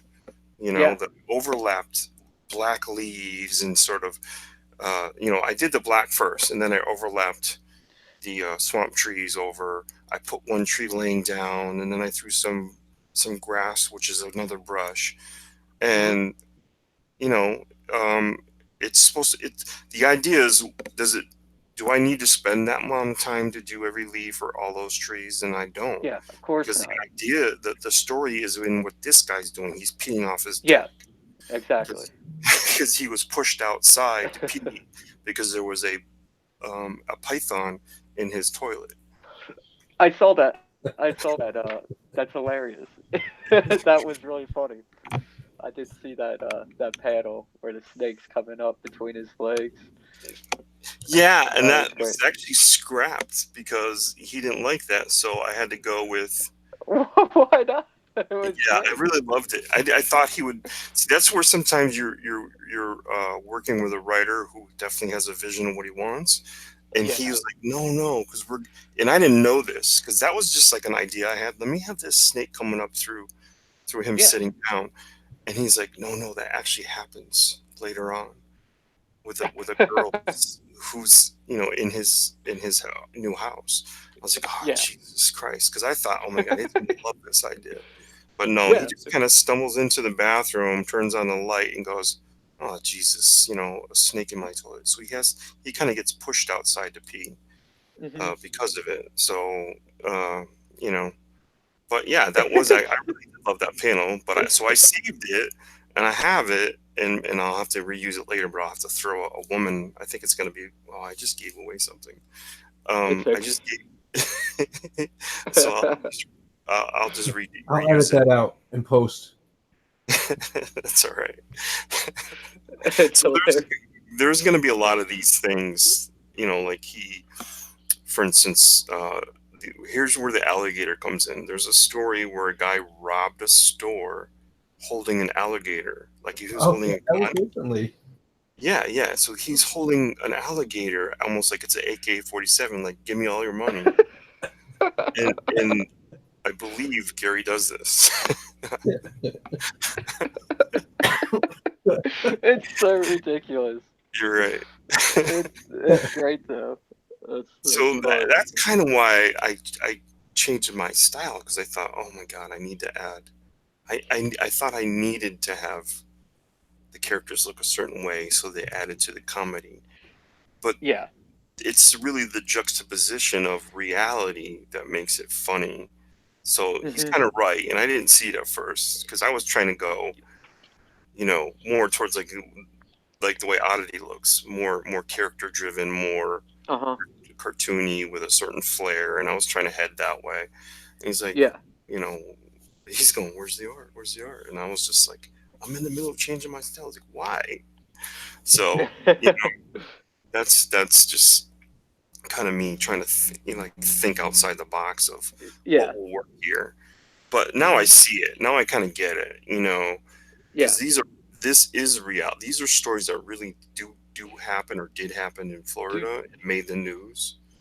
And we used to have a paper up here that came out of a place called Northampton, and it's sort of a trendy walk around the place, and there's a lot of shops and trendy eateries, and they used to print this paper, and in it would be tales from the weird but true stories or something. It Yeah. had some kind of, and every goddamn week there'd be something from It's Florida. about Florida.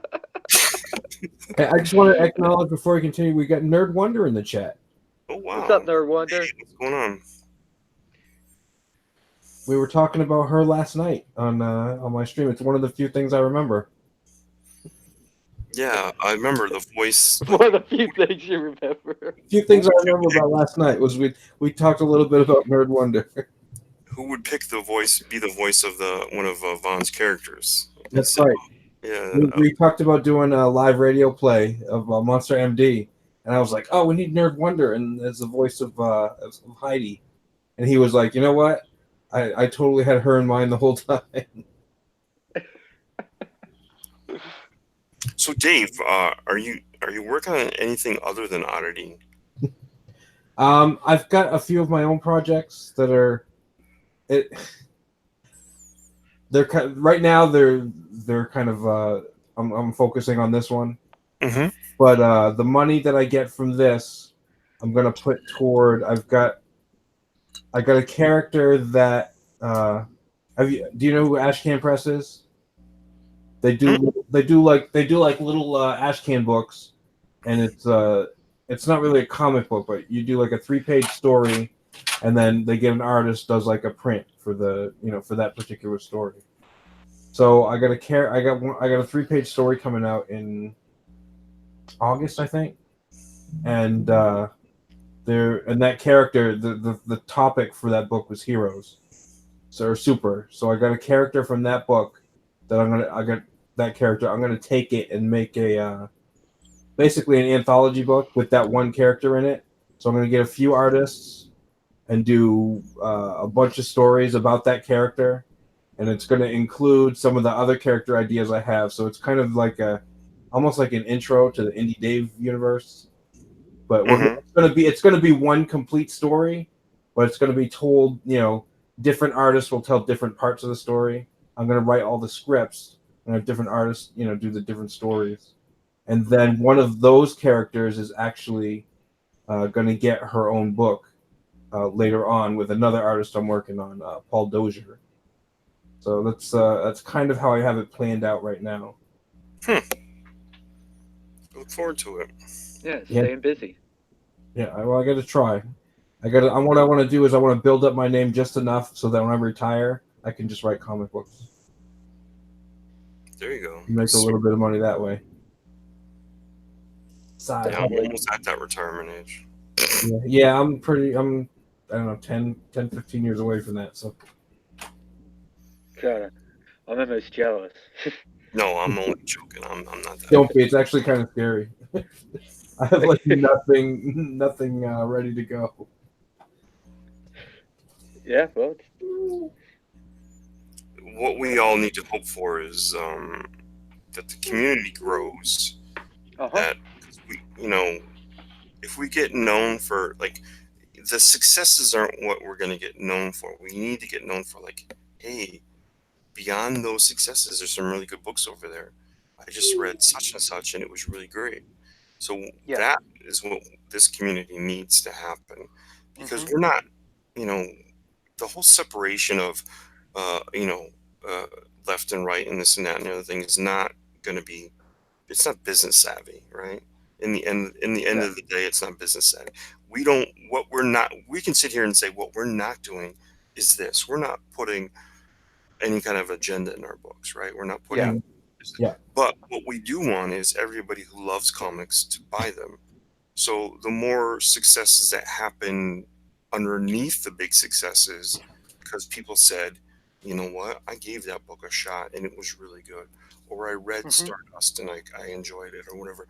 That's what really needs to happen is people start, the word of mouth about the other books start to happen, because whether Cyber Frog is good, bad, or whatever, he's gonna have. Well, he's already had the success because of what it did. But when people get in their hand, if they sit there and go, "Oh wow, Ethan wrote a really good book," that's only going to help.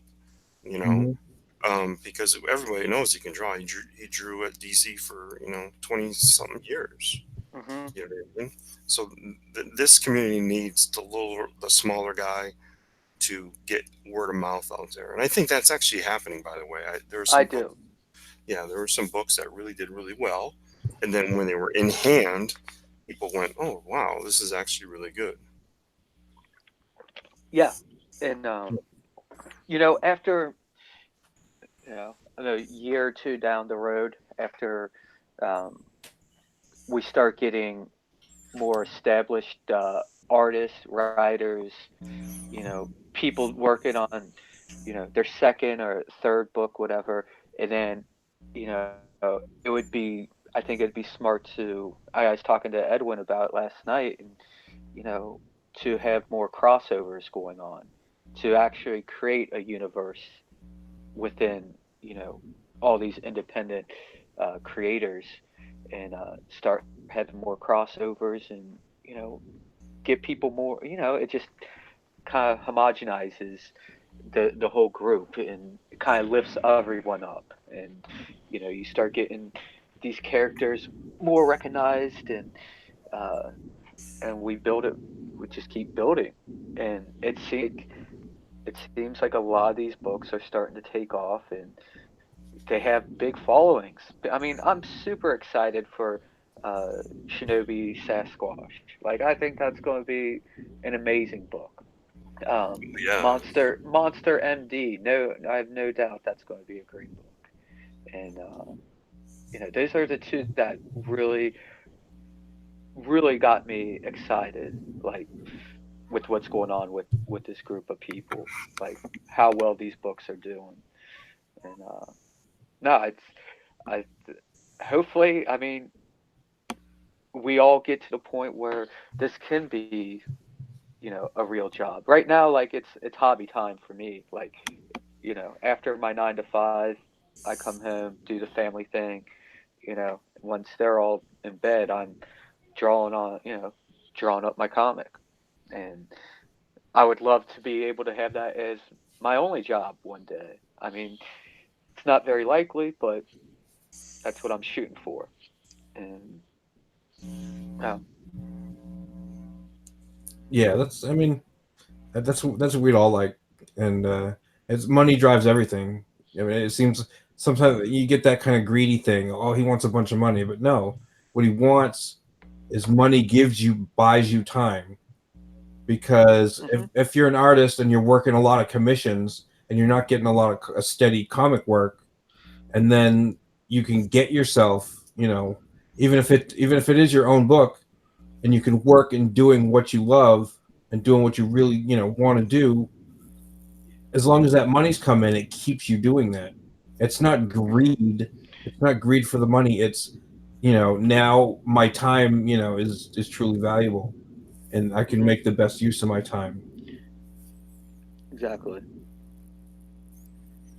yeah. I kind of feel the sort of weight of all this because I've been doing this for a while, and I didn't start getting paid until recently, to be honest. Mhm, Um, and I don't really reach out and search out commissions. And I've only actually done now. I've only done. I used to say I only did one, and I forgot about a few, but I've only done about four total in my entire career. You know, mhm, only done four. So I don't search them out. I'm not. I don't advertise as, oh, my commissions are half off all of a sudden. Um, yeah. and that's the hard thing because I don't spend a lot. If you go through my work or find me on any of these formats, if you look through, rarely do I spend time drawing Wolverine or this or that or Spider-Man or Superman or whatever. Sometimes I do practice inking over really, really, really difficult artists. Like I inked a Loki piece that was drawn by Oliver Copiel. Yeah. So that to me, like, he's a really awesome artist, but his inking is really like the lines that he puts down for the ink are really tricky. So I'll practice that. I've practiced on Steve McNiven, but Mhm, I don't do a lot of time. I don't spend a lot of my time drawing the big two's characters, not because I don't love them yeah. or don't or can't, or I mean, they're easy to kind of whip out because they're so ingrained in your head. But that's not Exactly. going to make me money.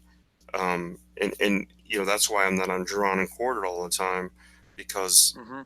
I don't have, if I'm going to spend my time drawing, it's got to be to further my book, further the book I'm on, or whatever.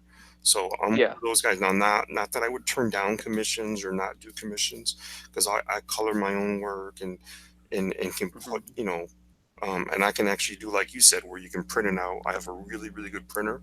I can print out Yeah. something I've drawn, uh, and even inks in Clip Studio, and print it out on comic book paper, in blue line format, and like re-ink it again with the Yeah. traditional tools that I Hmm. can kind of use, because I never really figured out a brush, but I could use, like the micron markers or whatever, or Yeah. or pit pens and things like that I got pretty good with. Not that Hmm. bad, but I was serviceable to a Hmm. degree. Once I had everything drawn right, I could ink somewhat okay. So, Hmm. I'm not opposed to that, but I usually do a lot of concept work for people. Like, oh, Yeah. can you create this character? We have, people come in with a certain vision, and I'll do that. And that's where I make some money on the side, is just doing the concept work. Yeah. Um, but yeah, I don't get a lot of commissions, guys. I don't know why. Because I suck. But yeah, I don't get a lot of commissions. No, I don't really push for commissions too often because well, right now my life's consumed with, you know, drawing Oddity and coloring it and doing all that, and then, you know, I have a nice job during the day, so I'm not like dying for money or anything like that, and and also like I want to draw what I want to draw right now, and that's why I'm doing this book. And like I started this book, and I kind of had a writer at first, but um, I just had a story in my head, like a very loose story, and I just started drawing it. And I recently, me and Dave hooked up, and you know, he looked at he looked at the book, and he was like, "Well, give me your story on it." And I was like, "I want you to look at what I've got," and I said, "I want you to build a story on it." And then after he did that, and I saw what he wrote, and I was like, "This is awesome. This is exactly what I want to do." And we've gone back. Everything's digital, so we can move our panels around and adjust things accordingly, and make the story stronger, and hit beats better and everything. And I and all the criticism that he's given me, and different suggestions, like I'm on board with it. Like, you know, I just want to make cool looking art, and that's what we're doing. That's what I think we're doing. Like, Yeah. The thing I'm most excited about is right now I'm kind of going back over his stuff that he already did, and we're editing it around, and I'm going to start scripting it. The thing I'm most excited about is once we get to that point where it's like, okay, here's my script that I would to interpret. I cannot wait to see those pages. yeah, oh, I'm so excited for that. it's going to be awesome. I have no doubt. I have no doubt it's going to be awesome. Not just because like I'm so excited. I've got so much energy to put towards it, and after seeing what you wrote and stuff, it like it just pushes me more, and you know getting good feedback, and I mean it's going well. I can't complain about anything right now. It's Now, exciting stuff. who's coloring the images that I've seen of Oddity so far? Who's colored them? He's the full Yeah, package. He's doing uh, everything. that's good. That's what I thought too, but I just Yeah, wanted to make sure. yeah. I've done the coloring, drawing, inking, all that, and I do everything from an iPad, and Sounds I use Procreate, and then usually I'll take the image into Photoshop, and I might do a few adjustments in Photoshop, um, like different color saturations and stuff like that. I might mess with, but um, besides that, it's all Procreate, and I've heard, like, I hear a lot of great things about Clip Studio and how amazing it is for comics and stuff. Hmm. And but I've been working so long in Procreate, I'm almost to the point where it's like I'm so efficient at it. Like I don't want to jump into another program right now and try to relearn it and Oh you no, know. I hear you. Because for the longest time, I had both um, Clip Studio and um, Photoshop. Then I took a Mhm. class with because I wanted to learn the color. Because I wanted to learn the color because I thought maybe that was maybe my avenue into comics would be coloring. Because it really wasn't, Mhm. I didn't feel confident enough about my work. So I took a class at Comics Experience, which is sort of online Mhm. class with Chris Sotomayor, who colors both for DC and Marvel. And Yeah. and he taught the class in Photoshop, and at the time, I didn't even have it, So I was having to Yeah. translate what he was saying in Clip Studio, and that Mhm. really there was sort of a breakdown there. But eventually, when I got Photoshop and saw what the certain tools look like and certain things that they were talking about, I'm like, now I can take that over to Clip Studio. And the only thing you can't do the same way in Photoshop is channels. And Yeah. channels is a way of changing multiple layers Mhm. to a certain, like if you want to push it towards cooler or warmer or whatever, you can Yeah. actually turn channels into, it'll change all these layers except for this or that or this or that.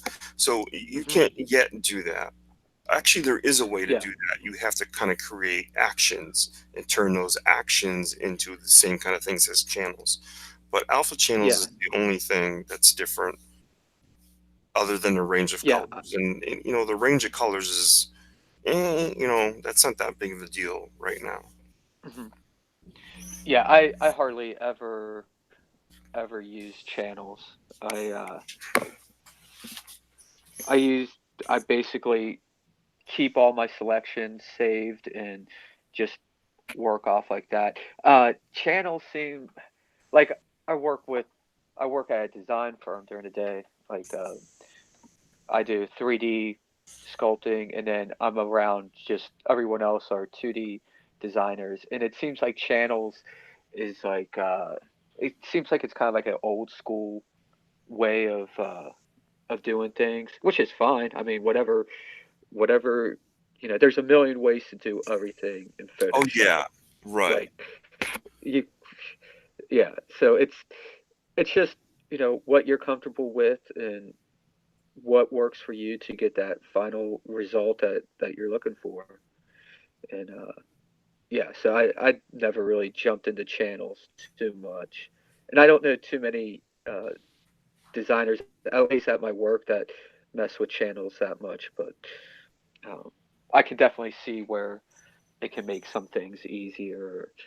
Yeah, but it with basically Procreate it's pretty much Photoshop just streamlined, like without all the you know it doesn't have all the bells and whistles, but it's pretty close to it. And I'm just happy with this program. I know it, and so I just stick with it. The superior aspects of Clip Studio um are the sort of pencil and inking aspects Yeah. uh, that Photoshop doesn't quite add. Like people draw in Illustrator and then take it into Photoshop and da da da da. Da. Mhm. You know, whereas um I think you can look at Clip Studio as sort of that all in one of that. You know, Mhm. there's some, like I said, there's a few coloring things that you can't do, but it actually has some coloring things that you can do. And Mhm.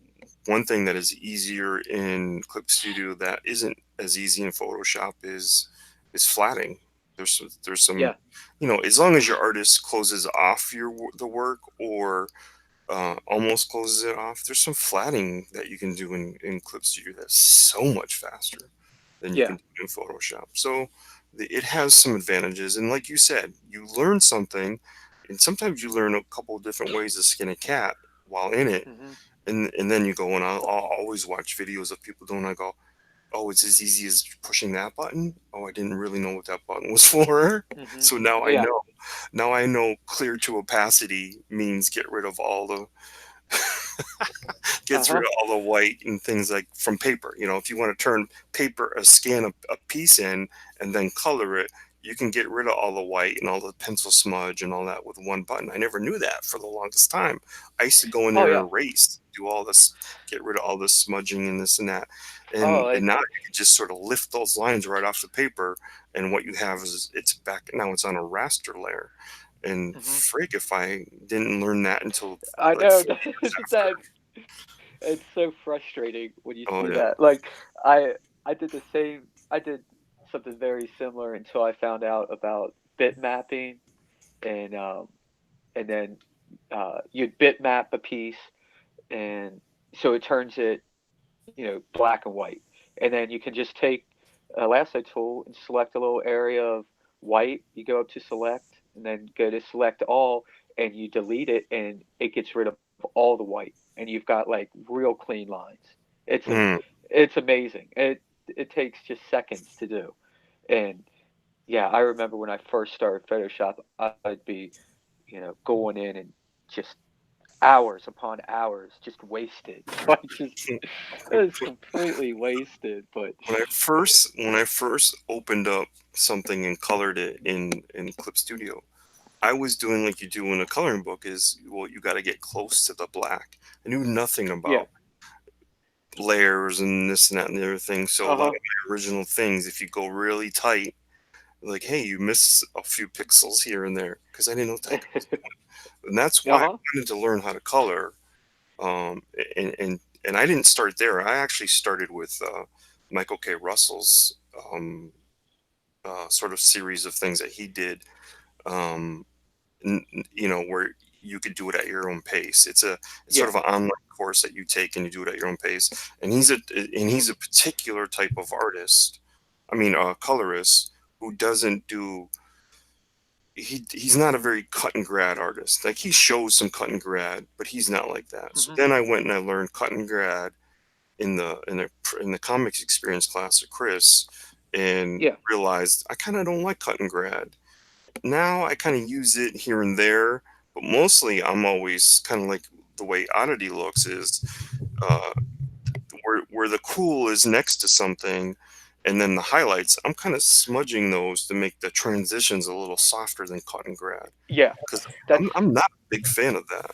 On the well books that with cut and grad. What I do is I'll have my lasso tool, and I'll feather it so it's at like uh 2 pixels, say, and then I make my brush real, much larger, drop the opacity on it a little bit, and then I'll just basically do the same thing as cut and grad, but I just use the lasso, and then it feathers it out, so you don't have that real like harsh, like I cell line. shaded Yeah. uh, look. And Uh, but sometimes, depending on like light hitting it and stuff like that, I like a crisp, you know, uh, you know, gradation or no gradation, just a right, crisp right. line, and it just depends what I'm going for, and sometimes it's just happy accidents. Like sometimes you do it and it just kind of works, and you're like, well, that works. I don't know exactly how it worked, but I'm going to stick with it, and yeah, and that's how it goes. Um, like when I put rim lighting on things, I I'll sit there and use the the lasso tool, like the hard line one, Hmm. and I'll get a real clean line or shape of the rim lighting, and then I'll go in um, with the airbrush eraser, and then I'll, fade it in, fade that rim lighting in, so it looks like it's hitting harsh on the end, and then it gets softer and gradually goes in. And you know, Hmm. yeah. So but Now, it took now, a lot of tutorials to pick up on a lot of this stuff. It wasn't all, you know, just I, I an I accident. don't ever. Here's what I say about my own art. I can draw pretty good. I can ink okay, and I'm passable as a colorist. And Yeah, I don't even know if I consider myself passable anymore because I don't I practice it as much as I used to. yeah. But I've done a few things here and there where I go, like you say, it's a happy accident. Uh-huh. And I remember Chris used to say that in class. Sometimes this is a happy accident. You make a Yeah. choice, especially when you're talking about rim lighting, things like that, and you go with something that you see Marte Garcia do with a Mhm. lot of purple and Spider-Man and stuff, and you go, well, you know what? That actually works. And so Yeah.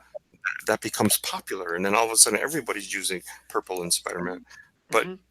from the from looking at it as a sort of a distance thing, no one really sees how much purple's there or how Yeah. much he used. Uh-huh. But as a trained colorist, you go, man, it's amazing how good he uses purple. Uh-huh. Definitely. Yeah. And also with coloring, like you really need at least a general understanding of cools and warms, and I see a lot in indie comics where they're just using black, like they take like they don't understand cools and warms. So if they're going to make something dark, they're just going to use black, and then you get this real muddy, um, dingy color, feel to it, and Well, it just doesn't. I have two things to say about that because you're absolutely right. One is when my first job was printed and I had it in hand, I was flabbergasted because Oh, my because calls and lights weren't far enough. You don't go risky enough for them to pop off the page. I was too conservative. yes, And then I learned you gotta really push. I had my base and my cool was only so far and my highlights were only so far. And you know what? hmm Go past that point because that's what really makes something pop is when you take a risk and you go past it. And then when you see it on the page, because color gamut is always a little weird. hmm Printing and things like that. And the other thing you talked about is your K.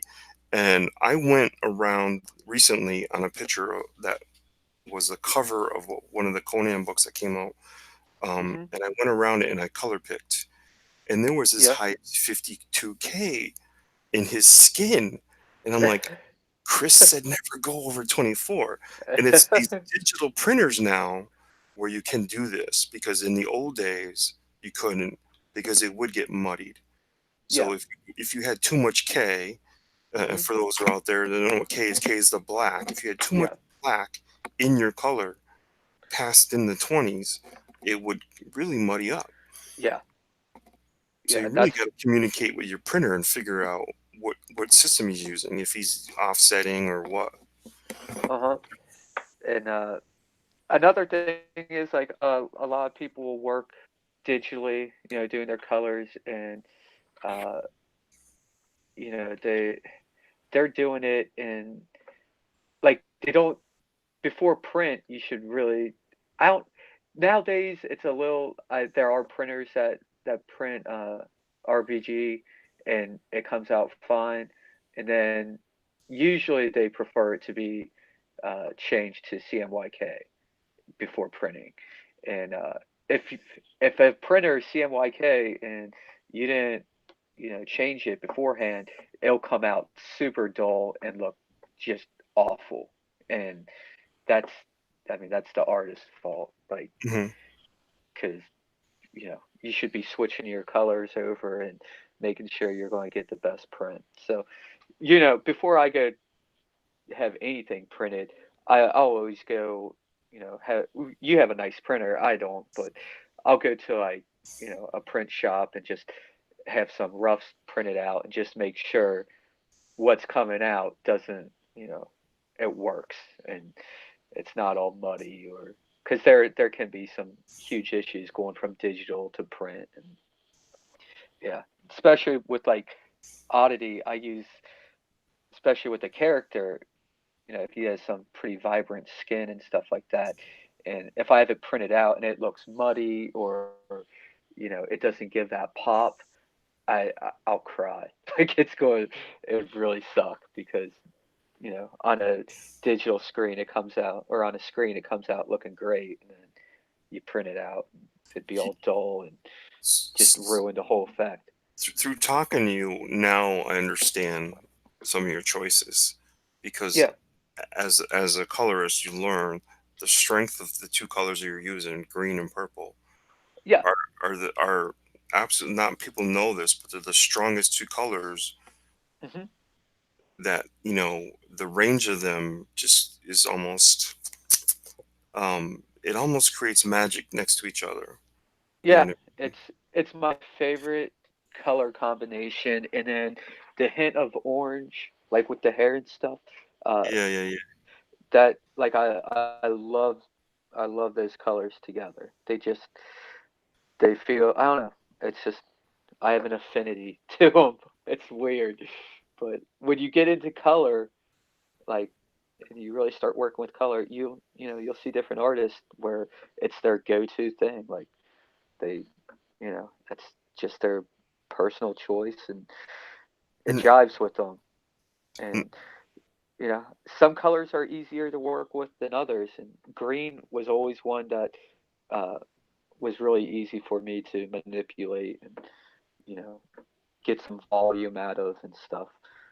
Yellow, yellow is just a pain for me. Like every time I color something yellow, like it never feels quite right. It's gotten better, but when I first started, yellow was my biggest nemesis. I hated it. yellow is there's a lot of yellow in ignition. There's a lot. Yeah. Yeah. In his suit's a gradient that I manipulate.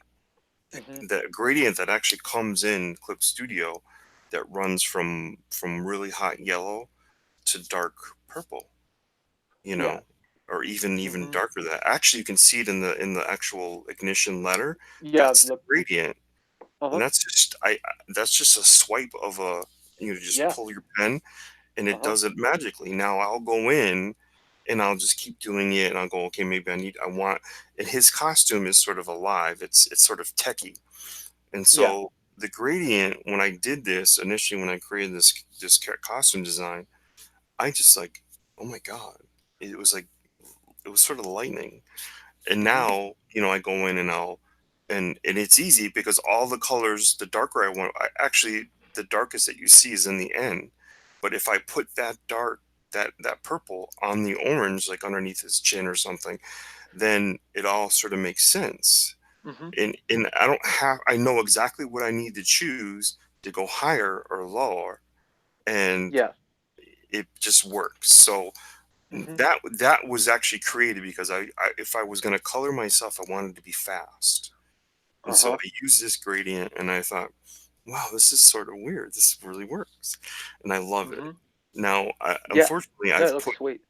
I put ignition sort of on hold while I've done all these other things to sort of like we talked about earlier, you kind of make a name for yourself and Yeah. then build an audience and then you hope hmm when you do launch that you have success based on what you've done. And while there's in my pages for ignition when I look at them, they're so inspired, there's so much energy hmm in them. It's the best I've Yeah. ever done, the best. So I can't wait to get back to it, because some of these things that I've Exactly. done have really taken their toll on me as far as how hard they've been. And to me Yeah. ignition hasn't been hard yet. Yeah. He's real. And if people go to my channel, there's an interview with the writer and stuff like that. And he's a hmm really good guy. And unfortunately, he's sitting here now waiting on me with no projects to do, while I'm doing these other things. Now, um, I just sort of had an epiphany the other day that, I even went back and looked at the pages and I go, God, I can't wait to get back to this. Ignition really Yeah. needs attention. And so hopefully this Florida Man thing works out, brings some of that attention. Of Mhm. course, Graveyard Shift, I'm hoping does the same thing. And by the time I get back to Ignition and those, because there's not nothing, I looked at those pages, there's nothing I would change. I'm a Yeah. better artist today than I Mhm. was when I was working on those pages, because you get better every day. But I still wouldn't change anything about them. They're very inspired. There's a lot of Yeah. energy. There's a lot of right. There's a lot of good choices. A lot of the right choices are there. Mhm. So hopefully, anyone that's watching, when you finally see me start pushing Ignition again, you'll Mhm. know that that's a book of passion. Like you talk Yeah. about oddities, passion, and Yeah. this is my passion, is this book, because Mhm. nobody ever chose me for superheroes. All the Yeah. work that I've ever gotten has always been because I'm very good with. There's one thing I'm really good at, and that's clothing. People look at my Yeah. work and go, "Wow, it makes clothing look real," Mhm. and that's true. That's the one Yeah. thing, not to sound arrogant or anything. That's the one thing I Oh know no, like that it's people good are to know your choosing. strengths, you Right. know. And People are choosing me because they see, oh, he could pull off the street level thing. And yeah. that's why I ended up with Blank, because the artist or the writer who, I mean, this guy's a legend in the industry who worked in editorial for years at DC. Mhm. He knew that I could pull off all these cops and all these detectives and all these politicians that are in the book, Mhm. because they're all in regular clothing. None of them are in spandex. It's not one Yeah. spandex person. Now, as an artist, here's what I say about that. Spandex is what is spandex? It's really a naked person without their Yeah. It's genitalia colored. yeah. Uh-huh. So it's really easy as long as you know anatomy. To me, that's Yeah. really easy. So all these Mhm. other things I've been drawing for years, and all these characters that have, you know, suits on and stuff, regular suits. This is truly hard, you Mhm. know. And I use a lot of, I used to be more heavily referenced, but now I've gotten so much better at draping the Yeah. clothes just right. And when there's twists in somebody and stuff like that, the wrinkles go a Mhm. certain way. But man, in the beginning, the reason why I was good at these things is because I would make sure I had the reference for them, you Yeah. know? Yeah, and that's the only way you're going to get better or achieve that look is by reference and is doing that. Like my drapery with an oddity, I keep it pretty simple. It's pretty stylized on at least on him. It's pretty stylized. Um, on some of the like human characters and stuff, uh, I'll pull up reference and get the basic folds, under the arms or hanging off the sleeve and stuff like that. Um, I do a lot of photo reference of myself too. Like I'll have if I've got a difficult angle uh, or view and I'm not quite sure, you know, how to work it out. I'll have one of my kids stand up on the chair and take a picture of me, on the ground in that pose, and I'll reference from that, because some people look at it as cheating or anything like that. I'm trying to make something look good, and you know it, and it saves a ton of time, and I went to school for art, and it was always reference. Like if you didn't have reference for your work, like you'd get scolded. Like unless it was in your mental bank, your visual bank. After doing it so many times, like they could catch fakery on drapery so quick. They'd get so mad about it too. It's pretty funny, but yeah, art school is good for getting torn apart. Like that's the best thing about it. Now you can uh, go online and get torn apart, and you don't know exactly who's doing it. Some people are just jerks, and they just want to rip apart something because you know they feel inadequate in their life or something. they get off on, you know, shitting on people. But in art school, it was good because you had people that were trained, and they would make you feel awful and stuff, but they pushed you, and that's the one thing I really you know appreciated about school. Besides that, I don't know if it's really worth the 100,000 or whatever you end up paying to go to an art college. Well, It's that would actually just be depending on what you need to do or want to do, because it's uh-huh. amazing what you can learn here on. Oh, Um, you can. I mean, if you're willing to go out and find a tutorial, especially at YouTube, and you know, buy some of the old anatomy books, which are awesome. I still have those on the shelves, and I always look at those when I'm working on stuff. But the information's out there. If you've got the drive, you can achieve. You can achieve it. But it's it's a lot of hard work. Like drawing is one of the hardest things there is to get good at. I mean, like over I think over instruments or anything like that. Drawing is such a hard thing to get good at, and you know. did you like? This is what I used to suffer from, and I don't anymore, which is a good thing. I used to suffer from looking at so many people's art that I liked that I was constantly trying to pull them into my Yeah. Oh. own, and and, Yep. and that became an impossibility because art Yep. style wise is like a fingerprint. As much as I try to push Yeah. my work cartoony, what I'm really doing is kind of pushing my faces a little cartoony and then getting a little less detailed with my other stuff. Hmm. But I can't go so far. So I end up looking Yeah. like the current trend of sort of maybe Archie comics where they don't draw Archie the way he used to look. He's drawn realistic looking, you know what I mean? But it's Hmm. just less detail. Say for instance, as far as artists go, like Doc Shaner or Mark Lamming and stuff like that. These artists, are kind of the less is more approach. But Uh huh. it's, Well, that's that's as far as I can prime really push myself.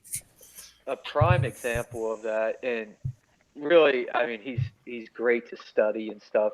I went like my style is nothing like his, but as far as storytelling, pacing, um, less is more. Mignola is like, I mean, you see his early work, and then you see his stuff now, and he's putting down just Bless you. just big shapes.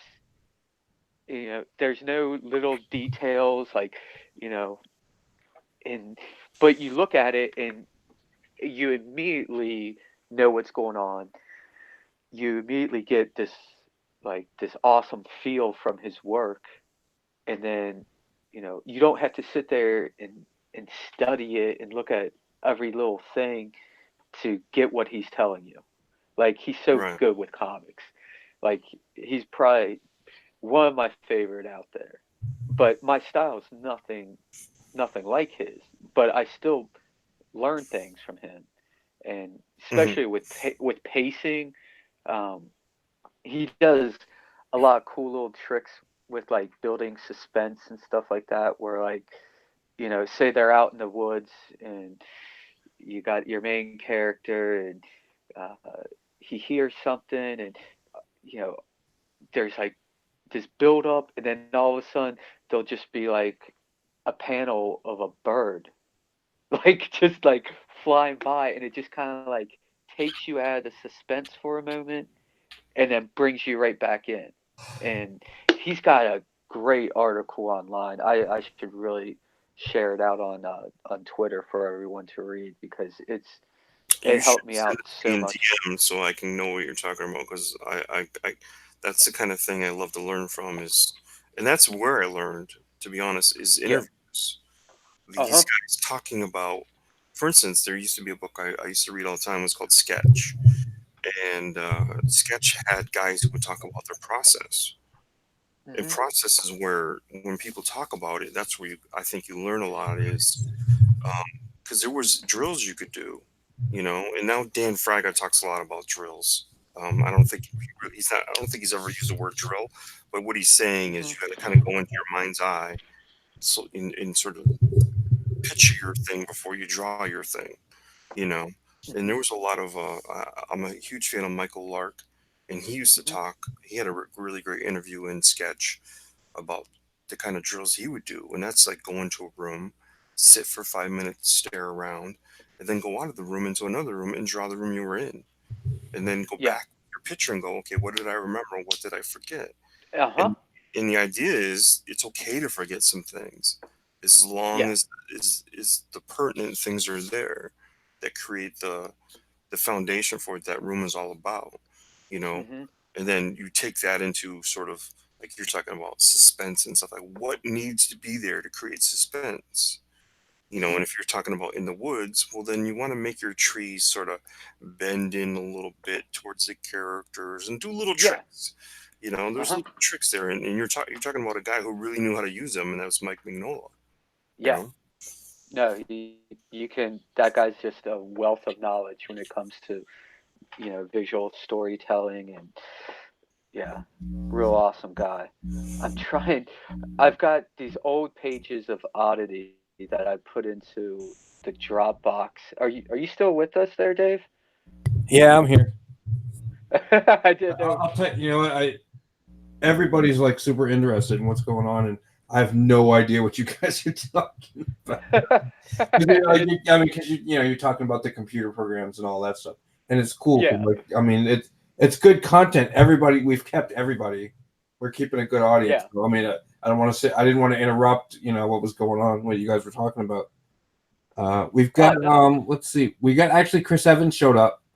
So Hey, Chris what's is up, one of Chris? our biggest followers right now. Him and Froggo are fighting it out for our biggest follower, I think.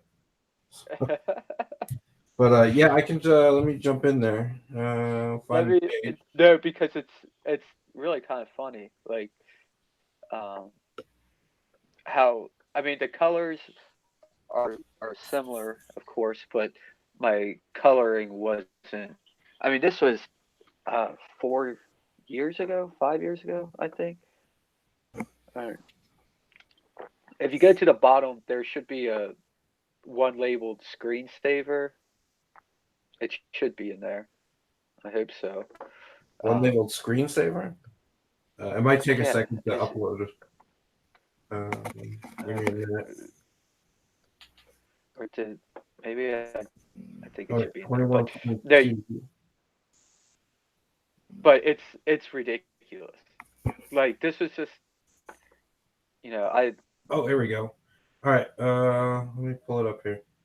well screen wait for the screensaver because that's hilarious. It was the first cover that I did of Oddity, and it's very geometric shapes like for my spot blacks and stuff, and it's ugly, but it's funny to see just from what I was doing to Hold You, on. you what I it's. don't know if you remember, but I was one of the like I saw your work and I tried to get you involved in Tales from Beyond the Gate, and then I got you involved in that Discord thing, and I was really Yeah. impressed with your work, you know. And Oh, thank you. and I didn't realize. I think I talked a little bit in the beginning. I kind of dropped out of sight, uh, but I think I scheduled you to be on FanSpeak, and I didn't realize you didn't make it, but Yeah. but we can get you back on there when you feel like Yeah, for you sure. want to, or you guys really think it'll help at the beginning of your campaign or whatever. But yeah, I was really impressed when I first saw Oddity, um, Oh, thank you. and I got it I here. was kind of lucky to bring in a few people that I had saw onto Grave Tales from Beyond the Gate. Oh, this is awesome. It's pretty cool. He's a lot creepier looking. Yeah. Um, it's yeah. Those were the original. This is. I'm trying to see if I got a date on the file, but uh, Yeah, your like coloring's a little flatter, which works. yeah, The way you were drawing this guy looks a little bit more, um, sort of. he I was don't know. more. He I has a like, different look about. yeah, I like the more. I mean, I like it the way it looks now, but I like Yeah. the angular kind of look Yeah, to yeah, it. yeah. The long fingers, and for some reason, this leg and this foot really stand out. I really like the style you did for that. Yeah, well, it was just a lot more simplified. Mhm. Right. You know, it's I hate the face. The face sucks. The hair, the hair's not as fun. Um, but no, so the hard black shapes. I mean, it's just different from what I do now, and Right, right. and the colors are, I don't know, not good. Like I hate it, but It's and less then I frog got and like, more zombie. yeah, he's a lot more creepy looking, Yeah, I was and gonna say creepy. I couldn't think of the word I wanted to use, but creepy-ish yeah, is it works. but the I think I've got 3 pages in there, and it's ridiculous. It's like if you go to the first page, um, like I just threw letters in there one day. Like I just whatever. I was just trying to get something together. But yeah, do you see the first page in that Dropbox? Yeah. There's a ton of pages in there. Yeah, the first one. So he's like a creeper and he's all like staring in at this window and you see this like sexy shaped girl, whatever. Oh my god, And yeah, yeah.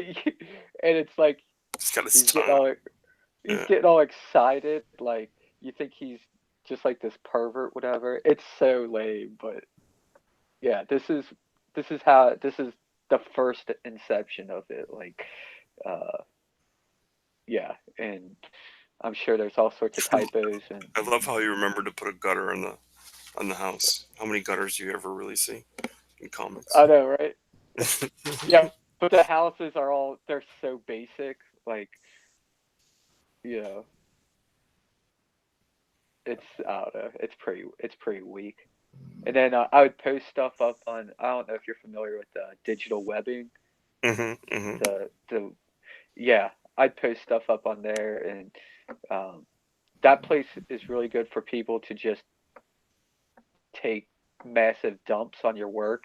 It's, so that's I got to hear a lot of great stuff like that. You know what? And then I'll tell you the vibe I get. It's Gollum. He totally has a yeah, Gollum vibe. he definitely has a Gollum feel to him. Mm. But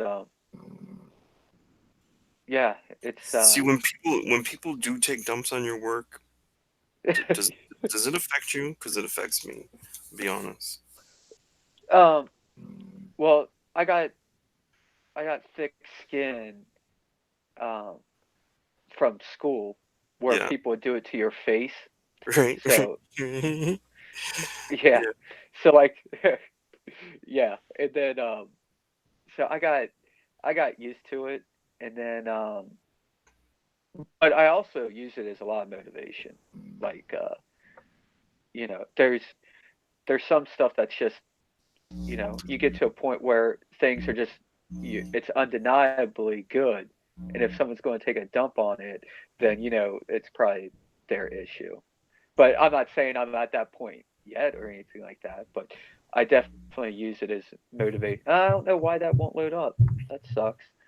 Yeah. Well, but that's what the original looked like, and yeah, the costume was kind of there, whatever, and but It's no, funny. it took a lot more developing though, Yeah. and When people take a dump on my work, I usually do a little research to figure out, do they have any business taking a dump on my work? exactly. You know what I mean? Because if it's an artist, I'm gonna go, okay, oh my god, this guy's so good. I better take what he said to heart and Exactly. figure it Yeah. out. But if it's, then I go look and it's like, this guy's nobody. Why the hell are you dumping on my work? Oh, uh-huh. Who are No, you? You've never drawn you anything. will you will see that. Oh yeah, Like you do. people love to do that, and it's you know, and usually if it's like a professional or someone and they leave a comment, I'm definitely going to take it to heart. Like, someone that's made it in the industry, and I'm going to sit there and take their criticism to I'll heart. tell you what, But it takes a long. Here's a little insider thing as far as pros go in comic books. It takes a long time for them to actually talk about your work to you.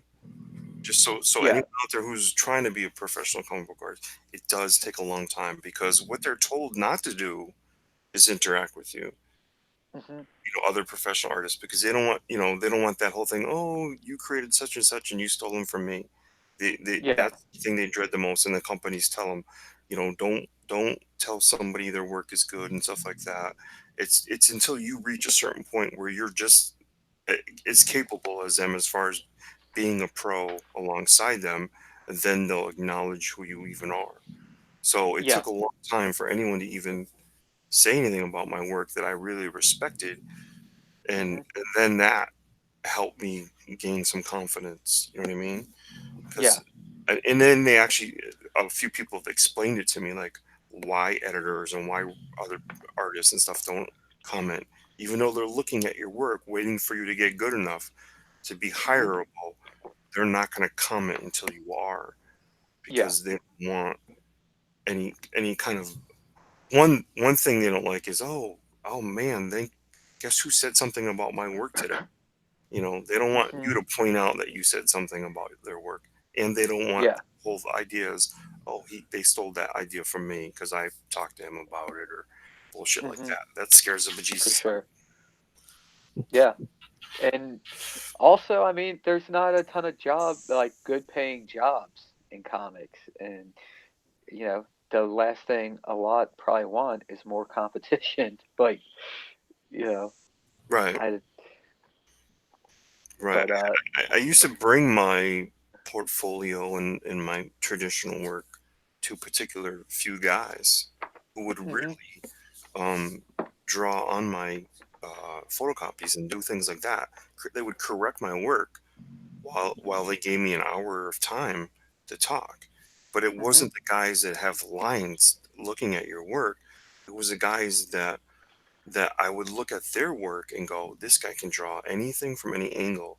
And he's over here in Artist Alley, and he's a very capable artist, but nobody's sitting here talking to him. So I'm going to show my work to this guy. hmm And those guys are the ones that helped me become better because they had all the time in the world to sit there and talk process and what yeah, you're doing wrong and what you're doing right. uh-huh, And I would never sit there and stand in a line to show my work to Jim Lee because yeah, how much time is he really going to give me? You know? exactly. So Got I had two or 1,000 three people to go guys. through. I had two or three guys that are willing to actually draw my photocopies, like correct hmm my hands and my heads and my things and stuff. And like these guys really helped me.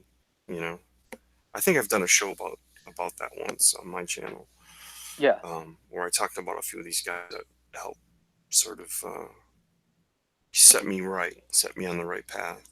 yeah, and I mean that's amazing to get feedback like that. Like that's valuable, really. Like to have a pro It's like sit there free and give you school. what's Right. that? It's free school. Oh, It's somebody teaching you for free. That's what hmm all good criticism is. Mm-hmm. yeah, By good, I mean constructive. Right. yeah, Right. Right. And you guys, like when I said I'm kind of older than you guys, I started doing this. There was a long time I didn't draw comics, but when I was really trying to get into this industry when I was young, I hmm was doing this in the era where they would tell you draw like Neil Adams, because what Jim really is sort of uh, a progression of Neil Adams hmm and sort of John Byrne. He's yeah, more he's similar to them. Like his Batman and Superman only look different because the hairstyle is different. You know, and Neil Adams and John Berner that same way. So the structure and foundations are all these similar things, and he just adds more style in the lines. You know what I mean? So Definitely. that's the era that I started showing my work in. Is every editor was telling you, yeah, you gotta draw more like Neil Adams, and it's like, really? Like, so this guy And then, over here doesn't draw like Neil Adams, and he's getting work every day. So there's a really yeah. difficult era to really try to break into comics. Mhm. I'm glad that has changed and nobody does that anymore. But back in the day, that's what they freaking used to do. And That's you'd walk away from those lines and go, "Oh my God, I got to draw like Neil Adams." Like I didn't think it was achievable. I still don't think yeah. it's achievable. You know, it's achievable for some people, but I don't think I'm anything like Neil Adams. You know. Yeah. I In mean, in the chat, we got comics should be good. Said if Oddity could cross over with any other IGG franchise, who would you choose? I think we're close to either Shinobi or Monster MD as far as tone and setting. mhm. I think that those would be the easiest that I can think of that we would cross over with. I think there's another Frog comic. I can't think what it's called. Maybe. Yeah, it slips my mind. Yeah. But I don't think God, that. Yeah. it's on the tip of my tongue. Yeah. Can't. I'll think of it later. Yeah, I'm not really sure which one you're I talking about. Yeah, it was done by some half-ass artist. He's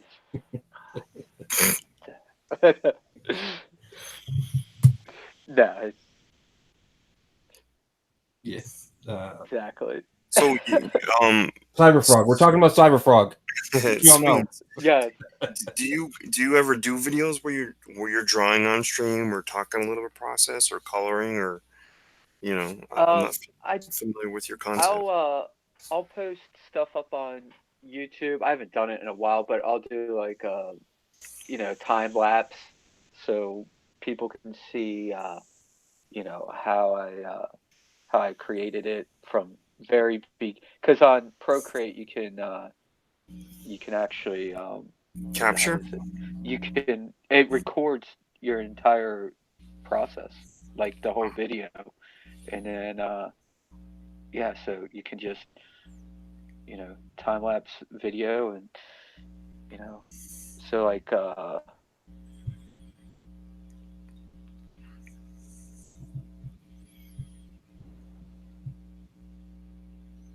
Did we lose him? Is he still there?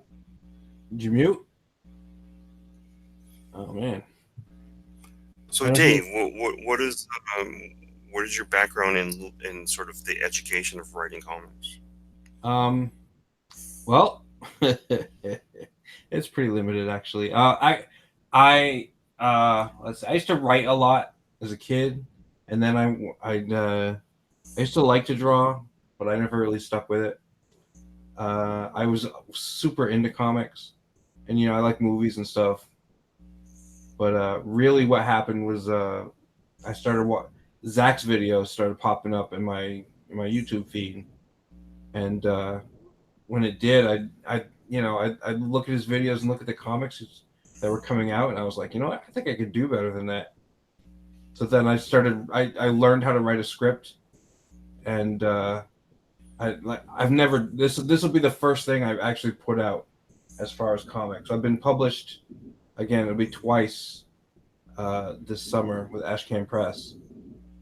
But I used to write a lot, and then it's just I don't know. I used to look at I know what's this sounds really vague. I don't have any professional training in writing comics. I know what makes a good story. I know that you need a good story structure, and basically I guess some people find me funny. I guess, right, chat? You better all find me funny. And yeah, and I like humor and that kind of stuff. So that's kind of my background. And then so I submitted, or I'm sorry, Sween C gave me stuff, and I kind of went back over it and put my own stuff on it. And he really liked it, so that's why. And I'm hoping once I get this one out, I'll make it. It's hard for a writer to make their name, make a name for themselves, without putting out all kinds of cash to pay the artists and stuff. Okay. I don't know why, but it completely cut out on me. Yeah, you That's just fine. kind of disappeared. You muted. Yeah, I don't know what happened. I definitely didn't mute it though. Oh jeez. You know, it's Sorry getting about that, late. guys. I think everybody's starting to Yeah, go to work and stuff. I gotta go to work in the morning too, All right. Well, and I got plenty of edits to work on tonight. yeah. So, all right. So, everybody, thank you for showing. We had like between. I don't think we had less than 11 people in the chat all night for this That's cool. whole thing, which is great. Hmm. So, thanks everybody in the chat for showing up and watching. Make sure you like. Make sure you subscribe. Make sure you share. I want to thank Todd for coming in. Spoons, of course, always. And you're always welcome. And everybody, have a good night. Yeah, it was great talking to you, Todd. Yeah, it's finally great to get to talk to both you guys. Thanks for having me. Sure. Now we have that little group DM. Anytime you guys looking for somebody to come with you, if I see it, and I'm not doing anything, I'll come. Yeah, But absolutely. All I right, might man. be willing to draw while I'm on because I don't mind doing that either. Yeah, Sure. no problem at all. All right, dude. Well, thanks for stopping in, man. It was great. All right. Thanks a lot, guys. Have a Good good night. night. All right, Good chat. night, the chat. All right, Later, later, guys. everyone. Later.